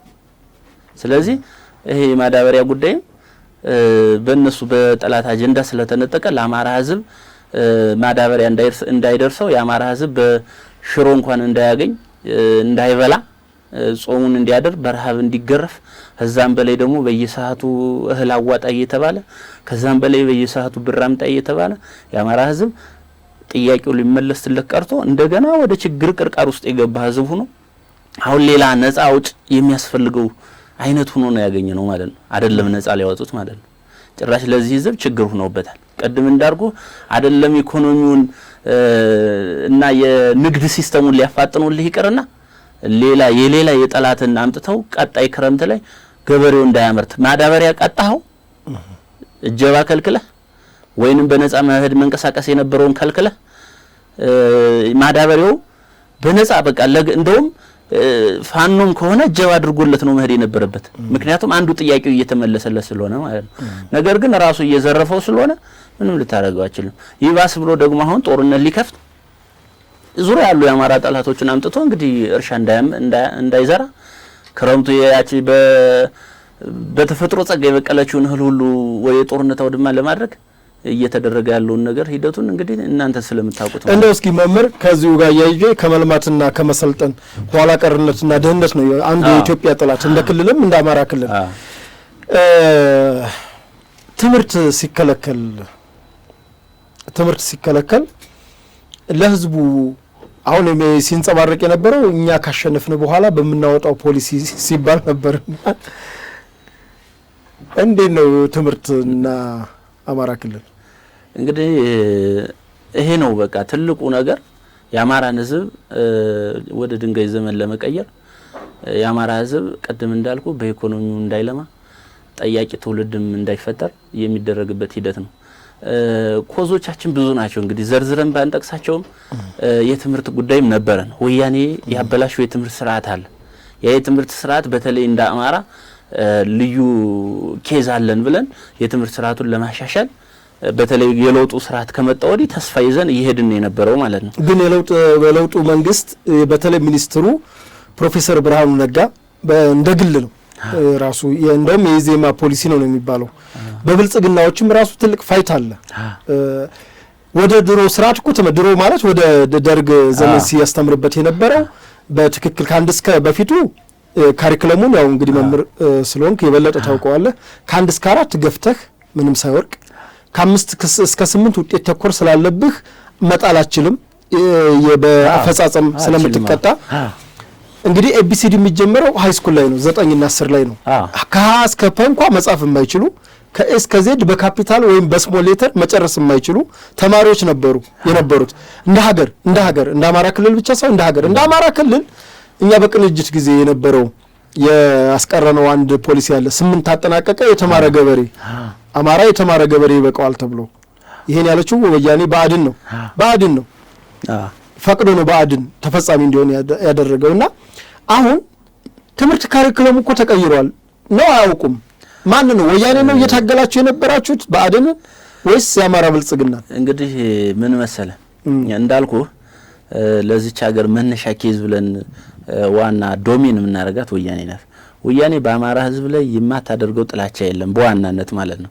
ይሄ እንግዲህ መነሻውን ቅድም ጠቅሰናል እና የአማራ ህዝብ ሙሉ ስታየው አሁን ላይ እዛ ትግል ላይ ያለው አካል የሚፈጽመው ሙሉ በሙሉ የጠላቶቻችን አጀንዳ ብቻ ነው። ቅድም በማዳበሪያ ዙሪያ ነገርነ ኢኮኖሚውን በቃ ለማውደም በጠላቶቻችን የተሰጠ አጀንዳ ነው። 85% አጀንዳ ነው። የአማራ ገበሬ እንደ ራሱን እንዳይችል የሚደረግበት ሂደት ነው። ስለዚህ በፋኖ ተከልክሏል አሁን ማለት ነው። ትምህርትም በተመሳሳይ የአማራ ህዝብ ይሄ ትግል ምናልባትም ከተሳካ እነሱ እነዘመን እንደሚሉት በ24 ሰዓት በ3 ቀን በ4 ቀን አይደለም። ትግል ብዙ ሂደት አለው። ስለዚህ የአማራ ህዝብ 50 ዓመት ሊደነቁር ነው ወይ 50 ዓመት ማንን ይዞ ነው ሀገርስ ቢረከብ ማንን ይዞ ነው የአማራን ህዝብ ሊመራ የሚችለው? ስለዚህ ትውልድ የማደንቆር ሂሳብ የጠላቶቻችን አጀንዳ ነው። ጠላቶቻችን እንደዚህ አድርጉ ነው የሚባሉት። እኔ ባይዞይ ወደ ከአጀንዳው ውስጥ እንዳልወጣብህ እንጂ ዘመነ ከወጣቶች ሊግ ወደ ኤርትራ በአጀንዳ የተላከሰው ነው። ከዛ በኋላ ስንት የጎጃም ልጆች ወልቃይት ብረሳሽ ቀኝ ተርሳይ ብለው እና በበገረሙ ባህር ዳር ላይ ራሳቸውን በወያኔ ተመተው ሞተዋል መንገድ ላይ። በርካታ የጎጃም ልጆች በርካታ የጎንደር ልጆች የኦሮሞ ደምደሜ ነው ብሎ በጣም ፋይት ተደርጎ ለውጥ ከመጣ በኋላ ዘመነ በኤርፖርት አድርጎ ነው የገባው ከኡጋንዳ። ከዛ በኋላ ፕላን ቢ አጀንዳውን ነው የቀጠለ በህወሓት የተሰጠውን አጀንዳ የአማራን ህዝብ እየቆሰቆሰ ከአጀንዳው ልክ ማውጣት እና ብሔርተኝነቱ ጫፍ ደርሶ እንዲፈነዳ ነው ያደረገው። አድርጎታል፣ ፈጽሞታል። አሁንም ይሄ ትጥቅ ትግል እንዲጀመር ሲቆሰቁሱ የነበረ እሱ ነው። ይሄንን ማሳያ የወያኔ ጦርነት በተደረገ ጊዜ ይሄ ጦርነት የኛ አይደለም እያለ ነው ቅድም ስትሉት እንደነበረው ሲሰብክ ነበር። ይሄ ጦርነት የኛ አይደለም፣ ስለዚህ ምንድነው ማለት ነው ከወያኔ ጋር የሚሰራ ሰው ነው ማለት ነው። ስለዚህ አሁንም ይህንን ትግል የአማራ ፋኖ ትግል ከጀመረ በኋላ 4-5 ቅድም ስታነሱ የነበረው 4-5 ድርጅት እንዲፈርስ 13 መሪ ሁሉ እንዲመርጡ የተደረገው ዘመነን ወያኔዎች ዘመነ ካልሆነ አይቻልም የአማራ ጠላቶች ዘመነ ካልሆነ አይቻልም ስለሚባል ነው። ሌላው ግን ታች ያለው በማያውቀው አይሆንም ሲል 3-4 ድርጅት እየፈረሰ መጣ። በኋላ ሲሰለች አይደለም ዘመነ እንግዲህ ሰይጣን ይወሰደው ምን ያደርግልናል ብሎ ተስፋ ቆረጡ። ስለዚህ ራሱ ያዘው ማለት ነው። ራሱ ከያዘው በኋላ ማስተካከል ነው የነበረበት። ማዳበሪያ በነጻ ለማህበረሰቡ እንዲደርስ ማድረግ ነው የነበረበት። ያው የጠላት አጀንዳ ግዴታ ተልኮ ስለተሰጠው ማዳበሪያ በሰላም እንዳይገባ እያደረገ ያለ እንግዲህ መሪው ነው ተጠያቂ እሱ ስለሆነ ማለት ነው። ትምህርት እኛ ዛጎች ላይ ያፋድ እንደው እንደ ድርጅት በቃ ድርጅት መስሎ የነበረው መሪና ተመሪ የነበረው አፋር ነው በሰዓቱ ማለት ነው። እኛም ጥያቄያችን አቅርበን እስከ መቼ ነው አማራ ህዝብ የሚደነቁረው? 2 አመት የትውልድ ጋፕ ተፈጠረ። ስለዚህ ትምህርት መጀመር አለበት ብለን ትምህርት እንዲጀመር ያው ከስምምነቱ በፊት መግለጫ ወጣቸው። አዎ አድርገናል። ከዛ በፊት ነው 1 አመት ቆይ 1 አመት አስተምረናል። አሁንም በዛው ቀጥሎ እየተማረ ሳይታወጅ 1 አመት አቆሟል። ከታወጀ በኋላ ሙሉ አመት አቆመ። 2 አመት ገብታ ነበር። 3ኛው አመት ላይ አስጀመራችሁ ግን ወደ ሰላም መጣችሁ። ወዲያው መጣን። ከዛ በኋላ ጥያቄ ቁጥር 1 ያነሱብን ዘመን የሚመራው አፋባህ ነው። የወያኔን ትምህርት እንዴት ማለት የብልጽግናን ትምህርት እንዴት ታስጀምራላችሁ? እኛ መክንኞ ስለነበረን ትግሉ ባመክንኞ ስለነበረን በኮዝ ስለነበር ኮዛችን አንድ ትምህርት ስለሆነ እንደምንም ተጣበንም ቢሆን ትምህርት ቤት አስድተንም ቢሆን ትምህርት መጀመር አለበት ብለን አስጀምረን ነው በሰዓቱ ወሰን ነው። ቀንደኛ ተቃዋሚ የነበሩ ግን አፋባሃዎች ናቸው በሰዓቱ የነዘመነ ቡድን ማለት ነው። ለምንድነው የተቃወመን? ከወያኔ ከጠላቶቻችን የሚመጣ አጀንዳ ስለሆነ ምንም ግልጽ ነው ተቃወሙን። እኛም መልስ ሰጠናል። እንግዲህ የብልጽግና ትምህርት ነው ካላችሁ የብልጽግናን የብር ኖት ለምን ተጠቀማላችሁ ብለን እዛው መልስ እስከ መስጠት ሁሉ ደርሰናል። እና ይሄ ምንድነው የሚያመለክተው? ኦልሞስት አሁን የአማራ ጥያቄዎች ኮዛቸው ተነጥቆ በጠላቶቻችን እጅ ውስጥ ገብተው ይህን ህዝብ አሁን የጦር አውድማ አድርገው አማራን የመጨረሻ የማጥፋት ዘመቻቸውና የማደህየት ዘመቻ ሊፈጽሙበት ቋፍ ላይ ደርሰው ነው ያሉ። ማህበረሰቡ በዚህ ልክ ሊነቃ ይገባል ነው። የጦርነቱ ሜዳ ከህዝባችን ላይ ሊሆን ነው። አሁን ስለ ኢኮኖሚ ማንሳት ተረት ሊሆን ነው። ዘበቶን ስለ ትምህርት ማንሳት አሁን ቅንጦት ሊሆን ነው። አሁን ጭራሽ የመድፍና የታንክ መናኸሪያ ሊያደርገው ነው። አጠቃላይ የቀጠናውን የኢትዮጵያን ጠላቶች ሰብስበው አማራ ክልል ውስጥ ሊያደርጉ ነው። ወያኔ እንኳን ጦርነቱን ራሴ ክልል ውስጥ አላስገባም እያለች በሱዳን በኩል ወደ ጎንደር እያስገባች ነው። በዚህ በአርሚ 7 ሱድ ጨፍጭፎ ሄደው አላ አይደል? እዚሁ ማይካድራ ላይ ጨፍጭፎ ሄደው አርሚ 7 አሁንም ድጋሚ አርሚዎች እየሄዱ ነው በዛ በኩል ሊገቡ ጦርነቱን ከሱዳን ጋር ሊጀምሩ በጎንደር በመተማ በኩል አምጥተው ሙሉ አማራ ማውደም ነው ጥያቄያቸው። እንግዲህ የራሳቸው የሆነ ፍላጎት አላቸው ብያለሁ። ዘመነ የስልጣን ፍላጎት ነው ያለ። እንግዲህ ፍላጎቱ ይሳካል። እንግዲህ ቀጣይ ወይ የሀየሎ ማርያ ጣይፋንታ ይደርሷል አለም እዚህ ሸዋሮቢትም ላይ ደርስ ይችላል። እነሱ ምክንያቱም ሀየሎም እኮ ተዋጊ ነው። ነው ግን የሀየሎም ብቻ ሳይሆን በርካታ የሂዴን ታጋዮችን ታሪክ ታውቃለህ።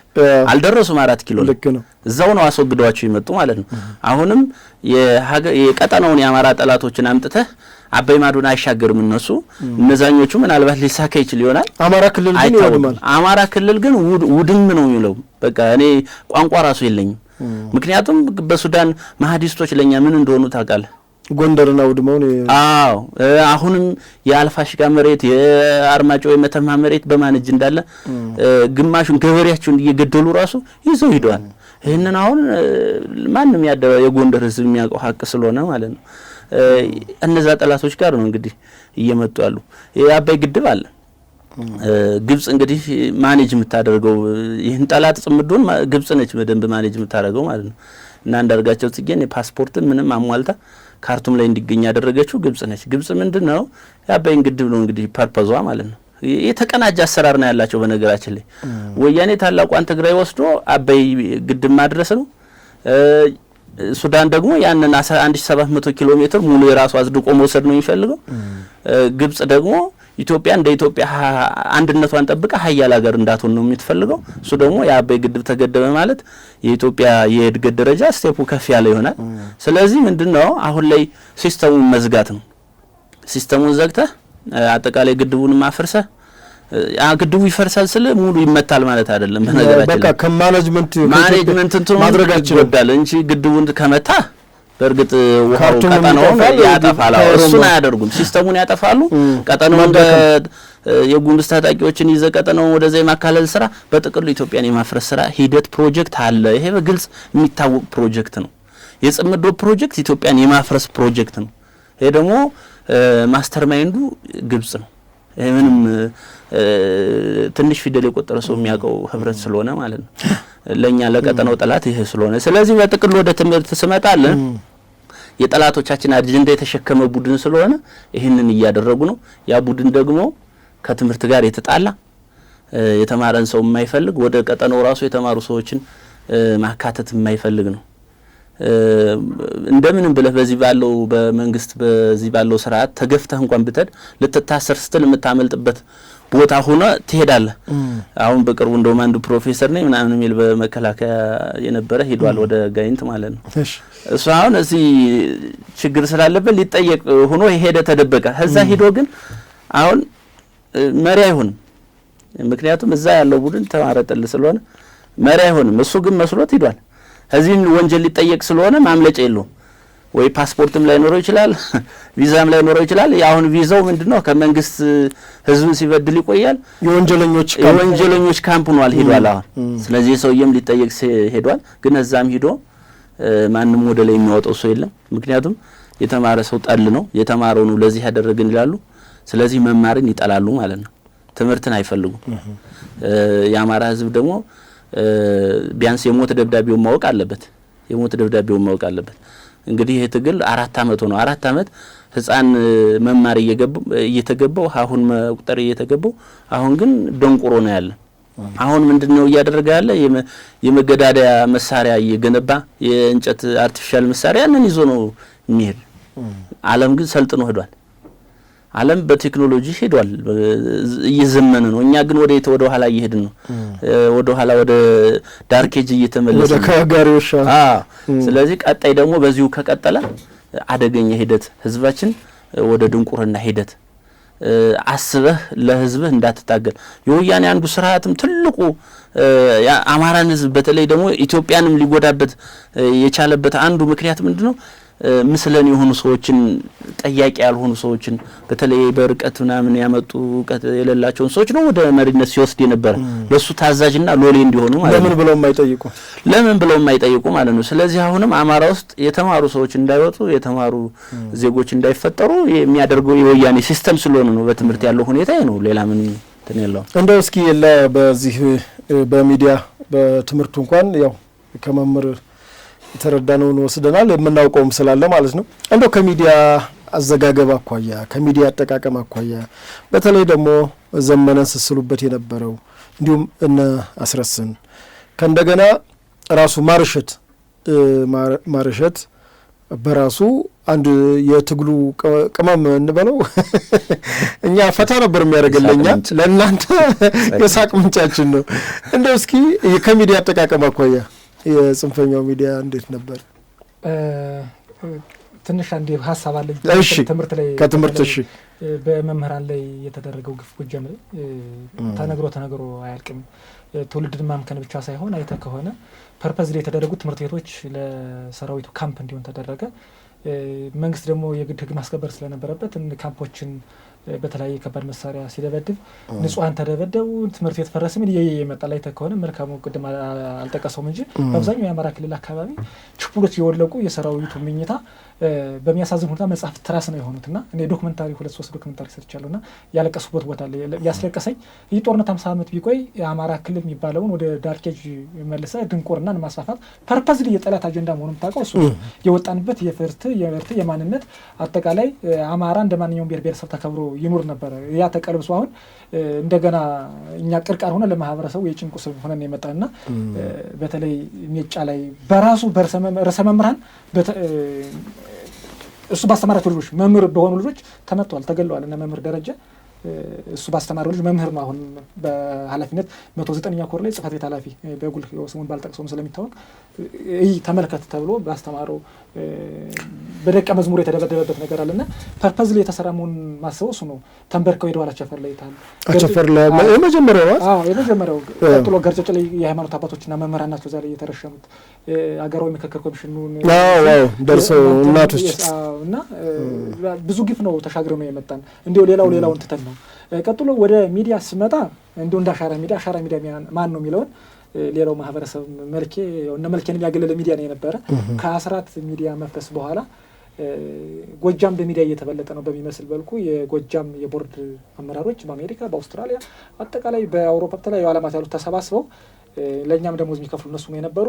በዋናነት መሪ ማውጣት የሚል ዘመንንና አስረስን ትኩረት አድርጎ የሚሰራ በተለይ አስረስ መሪ ከዘመንን በላይ አስረስ ትኩረት አድርጎ እንዲሰራ ይፈለግ ነበር። በህግ ጠበቃም ስለነበር ነው። ጠበቃ ብቻ አይደለም፣ ጠበቃ ለሚዲያው የስሙላ ጠበቃ ነው። ግን ከዛው ከአሻራ ሚዲያ ቦርድ አመራሮች አምቻው ነው የአስረስን እህት ኦር ምናምን ያገባለ ኦር ደግሞ ያቻ ጋልቻ እናባቸውን ሲሸነቁት ነበር። በዛ መልኩ ትንሹ ሰባት ነገር እጁን አስረዝሟል። ይሄ ነው የሸበል እኮ ባለፈው የኤንቢሲ ቴሌቪዥን ላይ በሁለት ጎራ የተከፈለ ነው። ለይስሙላ ነው እንጂ አስረስ ማረ እድሉ ቢያገኝ ዘመንን ይበላዋል የሚል ንግግር ተናግሬ ሊከላከለት ይሄ ነው የሸበሉ ተቋለ እሱ መጥቶ አስረስን ተከላከሉለታልና ያሳዝናል። ገጽታ ግንባታ ነው አሁን በጣም ምን እንደወስን ያደረገኝ ማርሸት የኛ ጋዜጠኛ ነው የነበረ። በኋላ በአስረስ ማረ እሱ ቤተሰብ ስለሆነ ወደ ኃላፊነት አመጣው። ማርሸት የሆነ ኳሊቲ ሊኖረው ይችላል፣ ለሚዲያ የሚመጥን ሰው አይደለም። የልጅ ጥሬ ነው። አንዳንዴ መርቅ ነው አረጅ ጠጥቶ የሚናገረው ነገር። አንድ ጊዜ ወርቆ ፊቱ እንትን ብሏል። አዎ ይጠጣል እኮ። አይ ደስ የሚለው ፊቱ እንትን ሳይል በልዞ ነው የወጣው። እና የሆነ ሰዓት ላይ ያስታውሳለሁ የካቲት 2016 ዓ.ም አስረስን ቁጫሪ አፈሳ የምትባል ቦታ ላይ መሳቂያ ሆነ። ፕሊስ የሚዲያ ክሩ ሊቋቋም ይገባል፣ የሚዲያ ክንፍ የብቻ ሊኖር ይገባል። ማርሸትን አርትዖት የሚደረግ ምክንያቱም ይሄ አርትዖት ከሌለው የራሱ ገምጋሚ ምናምን ከሌለው የራሱ ክሩ ከሌለው እንደወረደ ማርሸት እንደሚናገር ከሆነ ከጥቅሙ ጉዳቱ ያመዝናል። ጌታቸው ረዳን ብታይ በሰሜኑ ጦርነት አንዴ ኤዲት ተደርጎ ትዊተር ላይ ይለቃል። ኮፒራይታይዝም ዓለም አቀፍ ትኩረት የሚስብ ንግግር ያደርግ ነበር አቶ ጌታቸው ረዳና እሱ መሆን አለበት አልኩት። ከዛ በኋላ በጊዜው የሚዲያው ኃላፊ እኔ እንድደረግ ተደረገ። ማርሸት አይቻልም አለ። የቆየ ማርሸትና እኔ ደግሞ አንቴ ነን። ምክንያቱም ብዙ ጊዜ ስለሚቸኩልና በሞቅታ ስለሚናገር ማርሸት ይታወቃል። አዎ እና ያው የአስረስ ቤተሰብ ስለሆነ እነሱ አራጊ ፈጣሪ ስለሆኑ በዛ ቀጠሉበት። የሆነ ፋውል ሲሰራ የአማራ ፋኖ አንድነት ድርጅት አፋር ሲመሰረት ጎንደሬዎችን ባዲ ናቸው ብሎ ፈረጀ። በዛሽ ንግግር ታስታውስ ከሆነ የሸው ኮሎኔል አሰግድ ወጣች። አንተ በቃ አሳጣን ብለው የተወሰነ ታገደ። ከ9 ወር ምናምን ገራ በኋላ መለሱት። ያው ቀጠለበት። የእንግዲህ ድሮን ምን አይነት ቴክኖሎጂ እንደሚጠቀም ታውቃለህ። ፓይለቱ እንቱን ሳያበርድ መታ ነው ጀት ጣልነ፣ አውሮፕላን ጣልነ፣ ብዙ ነገር ታስቂኝና እኔ ኮሜዲው ማሩሸት ነው የምለው። ብዙ ጊዜ እንደ ነገር አለ። አሻራ ሚዲያም ትኩረት አድርጎ የሚሰራ እነ ማርሸት እንትን ክቡር ጠቅላይ ሚኒስትር ባህር ዳር መተው ድልድዩን ሲመርቁ ሄሊኮፕተሯን ሳያጠፉ ሰርጓጅም ነበራችሁ። ያሳፍራል። እኔ አይደለም ባህር ሰርሰ ምን ያልሆነው አለ ዘሪውን 13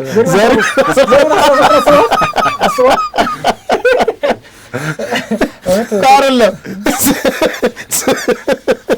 አረ ማርሸትማ ትኑርልን እና ብዙ ውሸት ይመስሎ ነበር። ያው በቁም ነገር መካከል በሳቅም ብናወራው አንዳንዴ አይ አይደለም። አሁን ይሄንማ ፈን እናርግ። ለምን ይጭነቀል እንዴ? ዘሪውን 13 አላችሁ ጎጃም ተተኩሳለ 4 ኪሎን የምታደባይ አብይ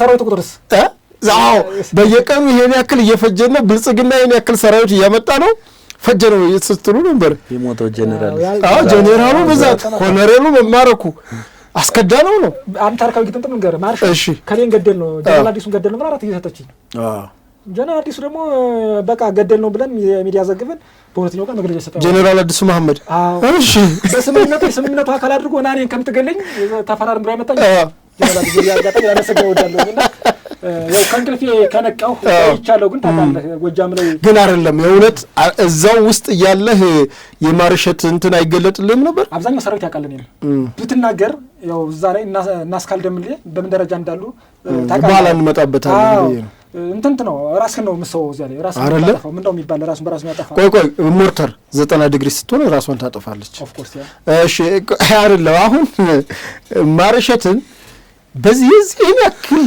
ነው እንዲህ እንትን በጣም አስፍቶ እንትን ሲዋሽ እንደው እናንተ ኤዲቶሪያልም አለ እንደ ሚዲያ ከፕሮፓጋንዳም አሁን ፕሮፓጋንዳ እኮ ይሰራል የማርሸት እኮ ጀቷ ጎጃም ተመታ ደብረ ዘይት ደሟን እያዘራች ሄደች እኮ ብሎ በጣም ጥሩ ምን መሰለህ የአማራ ፋኖ ትግል በራሱ መዋቅር ከመጣ በኋላ ሻራ ሚዲያ በፊት የትግል ሚዲያ ነው ተብሎ ነበር አይደለ በኋላ ግን አፋባ በሚባለው ቋት ውስጥ የሚቆጣጠሩን እንማርሸት ናቸው ኤዲቶሪያል ምናምን የለም ጭራሽ ማርሸት ተቆጣጣሪ ነው አዎ የፒአር ስራውን ሰርተው የነሱ እንድትናገር ህዝብ ግንኙነት እኮ የሚሰጠውን ፕሬስ እንትን ብሎ ሚዲያው የሚያሰራጨው የራሱ ኤዲቶሪያል ነው እሱ አይደለም እሱ ነው እኔ ማልተመቸኝም እየመጣሁኝ ምክንያቱም እኔ አሁን እዛ ላይ የሚዲያ ስራ ሲሰራ ነበር የህዝብ ግንኙነትን የኮሙኒኬሽን ያንድም ተቋም በስታ ግንባታ ነው እሱ ደግሞ ህሊና አይፈቅድም እኔ ሰራዊቱ በተለይ ጎጃም ላይ ያለ ሰራዊት እኔና ማርሸት ምን የት ቆመን እንደነበር ያውቃል ጥንቅቅ አድርጎ ያውቃል ወድና ጀርባ ነው የነበር አይ እነሱማ ልክ አሁን ወደ ሰላም ስትመጣ ማይክ ይዞ መጣ ከዘራ ይዞ ወጣሉ አሉኝ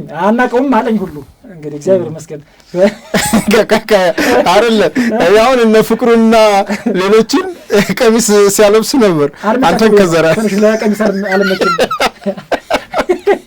ለቀሚስ አለመችም እና እንዳለመታደሉ ነው ማለት ቴዳ እዛ ትግል ሜዳ ላይ በተለይ ጎጃም ላይ እውነት ይዘህ አንተ እንትን አትልም እውነት ራስህን ይበላል በጣም ነው ማዝነው እውነት ይዘህ እዛ ላይ ትጠፋለህ አሁን ያለው እነዚህ በውጭ ሀገር በተለይ የማዳም ቅመሞች እኔ በጣም ማዝነው በችግር ተልከው አረባ የነ ዘመነን አጃጆች የነ ማርሸትን ገጽታ ግንባታ የና አስረስንትን ተቀብለው ሲያናፍሱ እኔ እርግጠኛ ሆኜ መነግርህ 1 2 3 ሰው በላይ አይሰድበኝም ስለማቃቸው ማለት ነው ዛሬ ሶሻል ሚዲያ በእኔ ማለት ነው በቃ ታግለሃል የኛ የትግል ፊው ታራሪ ነህ የኛ አንተ የትግል ሐዋስ እና በቃ ፈጣሪ ባለበት ይጠብቅ ነው የደወሉ ይሉኛል መሪዎች እዛ ራሱ ኢቭን እድሉ እንዲያገኙ ይመጣሉ የዘመነ ካሴት ሁሉ ሰፈርን ገና አፈርሰዋለሁ ቃል ለምድር ቃል ለሰማይ እየመጡ ነውንም አደርገዋለሁ ለምን ያውቃል የነበርንበት ዘመነ በራሱ ሰው ይጨክናል እኔ በጠንቆ የተነገሩ ይሆን አላውቅም ሚጫ ላይ 27 ልጆች መሪዎች ከትግል ውጭ ወይም ደግሞ እስር ቤት ተደርገዋል አሁን ሰሞኑን በግርግር የተፈቷሉ 17ቶች ሰሞኑን ተፈቷል በምን ተፈቱ ያው በነማርሸት ግርግር ቲፎዞ ተያዘ ይመስለኛል ዝናቡ ጋር ተነጋገሩ ዝናቡን የፈታቸው አይግደልም ወደ ኋላ ሌላ ሊስብብኝ ነው እሺ ያ ትግል እውነት ለመናገር ኮዙ ተረስቶ ሌላ ዓለም ውስጥ ነው ያለው አይደለም 4 ኪሎ መምጣት ይቅርና ሌላ ትግል የሚያዋልዱ ይመስለኛል ያው ምን ፋኖ ሳይሆን ትግል ይረከም ይችላል ሌላ ትግል በምሬት የጀባና የሻባን ታሪክ ታውቃለህ የአይነት ኬዝ የሚያጋጥም ይመስለኛል አማራ ክልል ላይ ለምን ግን ማን ሻቢያ ይሆናል እኔ እንትኑ ነው ያለው ጀባ ስለተበላ ብዬ ነው እኮ አይ ብዬ ነው እንደው ምናልባትም ይሄ ሰላማዊ ትግል እንግዲህ ዶክተር አብይ አህመድ በፊት ደገፍ ነው ዙረን ተቃወም ነው አሁን ደግሞ ስራዎቹ ዓለም አቀፉ አብይ አህመድን በመራት የፈለገው ነው አይታል አይደል ኤአይ በዘመነበት ሰዓት የአፍሪካ የዲጂታል ዘርፍ ዋና ፕሬዝዳንት የጤና ዳይሬክተር ነው አይደል አዲስ አበባ ነው አይታል በየከተሞች ላይ ይሄ መቼም ያለ ብቃት አይሆንም ምንም ጥያቄ የለውም እኔ ሰውን በምክንያት ነው እኔ አማራ ክልል ላይ ተከሆነ ቋሚ እስኪ እንደው ጫካላሉ ልጆች ምን ትላቸዋለህ በዚህ ጉዳይ ማለት ምክንያታዊነት ፖለቲካ ላይ ብዙ መስዋዕት ይመጣሉ እውነት ሀገር ከተባለ ወያኔ ባሰረገች አሰራር የተገፉ በየመስራቤቱ ተገፍተው የገቡ ልጆች አሉ ለነሱ ክብር አለ ለምን መዝነው ስለሚመለሱ እየሞቱም ያሉ እነሱ ስለሆነ እውነተኛ ታጋዮች እኮ እየሞቱ ነው ውሸታሞች እንደነማርሸት እንደነዝናቡ እንደነዘመን አይነት እኮ አይሞትም ወን በነሱ አካባቢ ቆጥሮ ያውቅም እኔ እውነቴን ነው አረባክ እስኪ አይደለም እንትና አሁን ዘመነ ብዙ ጊዜ አምልጫለሁ እያለ ኔቨር ሴፍ ኤሪያ ነው እኔ ግን አጃቢዎች ይመታሉ እሱ የማይመታው ምን ነው እንትን ነው እንደነገርኩህ ነው። ዘመነ ካሴ እኛ ሊያገኘን ወይም አይ ወፍራም ነው ሩጦ ለማምለጥ አይሆንም ብዬ እኮ አይ እንደ ቁም ነገር እንነጋገር። አሁን ነው እኮ ቁም ነገር ነው። ዘመነ ካሴ አይደለም አሁን ይኸውልህ ከባህር ዳሩም እንትን ከበባ አመለጥኩ አለ። የሆነ ጊዜም እንዲሁ ደግሞ ዋሸራ ላይ አመልጧል። እርሙን የተገኘ ያኔ ነው። ከኤርትራ ነው የመጣ እኔ ማነግርህ መሳሪያ በነሻቢያ በኩል ወኪል ስለሆነ መሳሪያ ከፋፍሎ ከኤርትራ ከመጣ በሶስተኛ ቀን ቋሪት ወይፋት ዙሪያ እንትን ማን ነው እዚህ ወይፋት ዋሸራ ዙሪያ ነው ዋሸራ። ያኔ መንግስት ግን ዋሸራው ማዕከላዊ ሆኗል እየተባለ ነው። ዋሸራ ይባል እንጂ እስር ቤቱ ደባይ ትባላለች። ከዋሸራ 15 ኪሎ ሜትር ወጣ ብላ የሆነች መካዝን የተፈሪ ካሳሁን የትውልድ ሰፈር ናት። ደባይ ትባላለች። እና የቆየ እናስካል የቁም እስረኞች ያሉበት እዛ ጨናገት ማለት ነው። እሺ ወደ እስረኛ እንመጣለን። አያይዤ ልግባ እንደ ወደ እስረኛ ይልጨርስልህ። እሺ ዘመነ ያችን የስራ አስፈጻሚ በ2 ዓመት አንድ ቀን መርቶ ሰርክል ውስጥ ገብቶ ነበር። እንግዲህ ያችን እኮ እንዴት ተመለጠ? በታሪክ አጋጣሚ ያው ቀኑ ገና ስለሆነ ነው። እዛ ላይ እየተበላለ ያልተነገረ የሞተ ሰው ኧረ ራሱ ነገረን እኮ። ተናግሯል። እኔ ያመለጥኩኝ እነሱ ፈሪ ነው። ጥላውንም በቃ እኔ ዶክተር አብዱ የአማራ ክልል ምክትል ርዕሰ መስተዳድር ተናግሯል። ዘመነ ፈሪ ነው። እኔንም አንተንም አስረስንም ይጠራጠራል። ማንንም ምንም አያምንም። እንግዲህ በጠንቋይ የተነገረው ነው። አጃቢዎች የሚታዩት 10 ምናምን አጃቢዎች አሉ ተጠቃቸው እነዚህ አብሮት የሉም። ሌላ አጃቢዎች ናቸው። እንዴት ማለት እንዴት? እነዚህ የመድረክ አጃቢዎች ናቸው። እንትን ነው በቃ ኢንተለጀንሱን በደንብ ስለሰለጠ ነው። ከታወቁማ ኦልሬዲ እነዚህ ነው ናቸው። የሆነ ቢታይ ዘመነ በዚህ ያለፈ ተብሎ ያለበት ይታወቃል ማለት ነው። እነዚህ ማመታተሻ ናቸው። የሆነ ፕሮግራም ሲኖር አሉ ለመባል ወይም ደግሞ ዘመነ በዚህ ለማስቀየስ ነው እንጂ በዘመዶቹ በምናምን ነው እሱ እንትን። ሁለተኛ አብዛኛውንም ወይ ሱዳን ወይ መተከል ወይ ጃዊ ኦር ደግሞ ኤርትራ ነው የሚያሳልፈው። ውስን ጊዜ ነው እዛ። እስኪ ስለ አሁን እንግዲህ እዚሁ ላይ አያይዤ ልጠይቅህ። አሁን ፖለቲካ ጋይም የፖለቲካ ፓርቲዎችም እነሱ የሚያነሱት ታጣቂዎቹ የፖለቲካ እስረኞች የህሊና እስረኞች ይለቀቁ ይላሉ። እንግዲህ እንደምታውቀው ከአማራ ህዝባዊ ኃይል ጀምሮ ህዝባዊ ግንባር እየተባለው የእነ እስክንድር ግሩፕ በተለይ ደብረ ኤልያስ አካባቢ መሽጎ የነበረው የእነ እስክንድር ግሩፕ እርስ በርስ ከተመታቱ በኋላ ጋዜጠኛ ወግደረስ ጤናን ነው መጀመሪያ ያሰሩት። ከዛ በኋላ እናስካለ ደምሌን መስራች ነው እና የቆየን ሌሎች በርካታ አሁን ቅድም የነገርከን 17 የተፈቱ ያልከኝ እንግዲህ የፖለቲካ መፍትሄ ሰጥተዋል ማለት ነው። እኒህን ሰዎች ለምንድን ነው የሚያስሯቸው? አሁን እዚህ ጋር የህሊና እስረኛ ይፈታ ካልክ የህሊና እስረኛ ከሆኑ በትክክል እነሱ ስለምንድን ነው የሚያስሯቸው? እዛ ጋር እነሱ እነዘመነ ራሳቸው እናስረስ የስራቸው ምክንያት ምንድን ነው? በጣም ጥሩ። እንግዲህ አንተ በጉልህ ወግደረስ ጤናው ስለሚታወቅ ነው እንጂ ብዙ ያልታወቁ ልጆች አሉ። በተለይ አስረስ ማረዳምጤ 17 የአንድ ቤተሰብ መርጦ ለማርያም አካባቢ የእስክንድር ደጋፊ ናቸው በሚል 17 ያክስት ያጎት ቤተ ዘመዶችን አስገድሏል። ማን አስረስ ማረዳምጤ ታስታውሳለህ? የካፕቴን ማስረሻ ሰጤ ደጋፊ ናቸው በሚል እዛ አካባቢ የነበረውን ግፍ ህግ እናስከብራለን። ጎጃም ላይ እነ ኮሎኔል ጌታሁንን እዚህ ግንደወይን መርጦ ለማርያም ዙሪያ ያሉት ደግሞ የእስክንድር ነጋና የካፕቴን ማስረሻ ሰጤ ደጋፊ ናቸው በሚል እነዚህ ልጆች ተበቅሏቸዋል። እንግዲህ ህግ የለም ለማን አቤት ይባላል። እና የድሮ ቂም ሊሆን ይችላል። ኮሎኔል ጌታሁን በምን ሁኔታ ነው ያለው? ኮሎኔል ጌታሁን እንግዲህ በምን አንዴ ያስወግድነዋል ይላሉ፣ ሁለተኛ መንግስት ይዞት ታስሯል ይላሉ። በምን ሁኔታ እንዳለ እርግጠኛ አይደለሁም። ብቻ ግን ከቀጠና ውጭ እንደሆነ እርግጠኛ ነኝ። ሲያለቅስ ነበር። እሱ እንግዲህ ኤአይ ባለበት እውነት ነው ብዬ ለማመን ብቻ ኤአይ አልነበረም፣ ትክክለኛ ድምጾች ሲወጡ ስለነበር ማለት ነው። አይ እሱ እኮ ተናግሯል በሳሙኤል ባለድል በኩል እኔ አይደለሁም የኔ ድምጽ አይደለም ብሎ አስተባብሏል። እሱን ታምናለህ? ብዙ ነገሮች ስለምታስተባብሉ አንተም አብረህ ስትዋሽ ነበር እኮ። መዋሸት ምናምን እኔ እኮ ነገርኩህ። የግድ የተቋም ኖ በዛ ቦታ እየነበራችሁ እሱ ነው ብዬ ለማመን ቸገራለሁ። እሺ ሁለቱ ድምጽ የተለያየ ነው። አይታውን መስማት ስለምችል ኮሎኔል ጌታሁን ነው ብዬ ለማመን የሚጫጅብ በለ ምናምን የሚለውን አይደለም።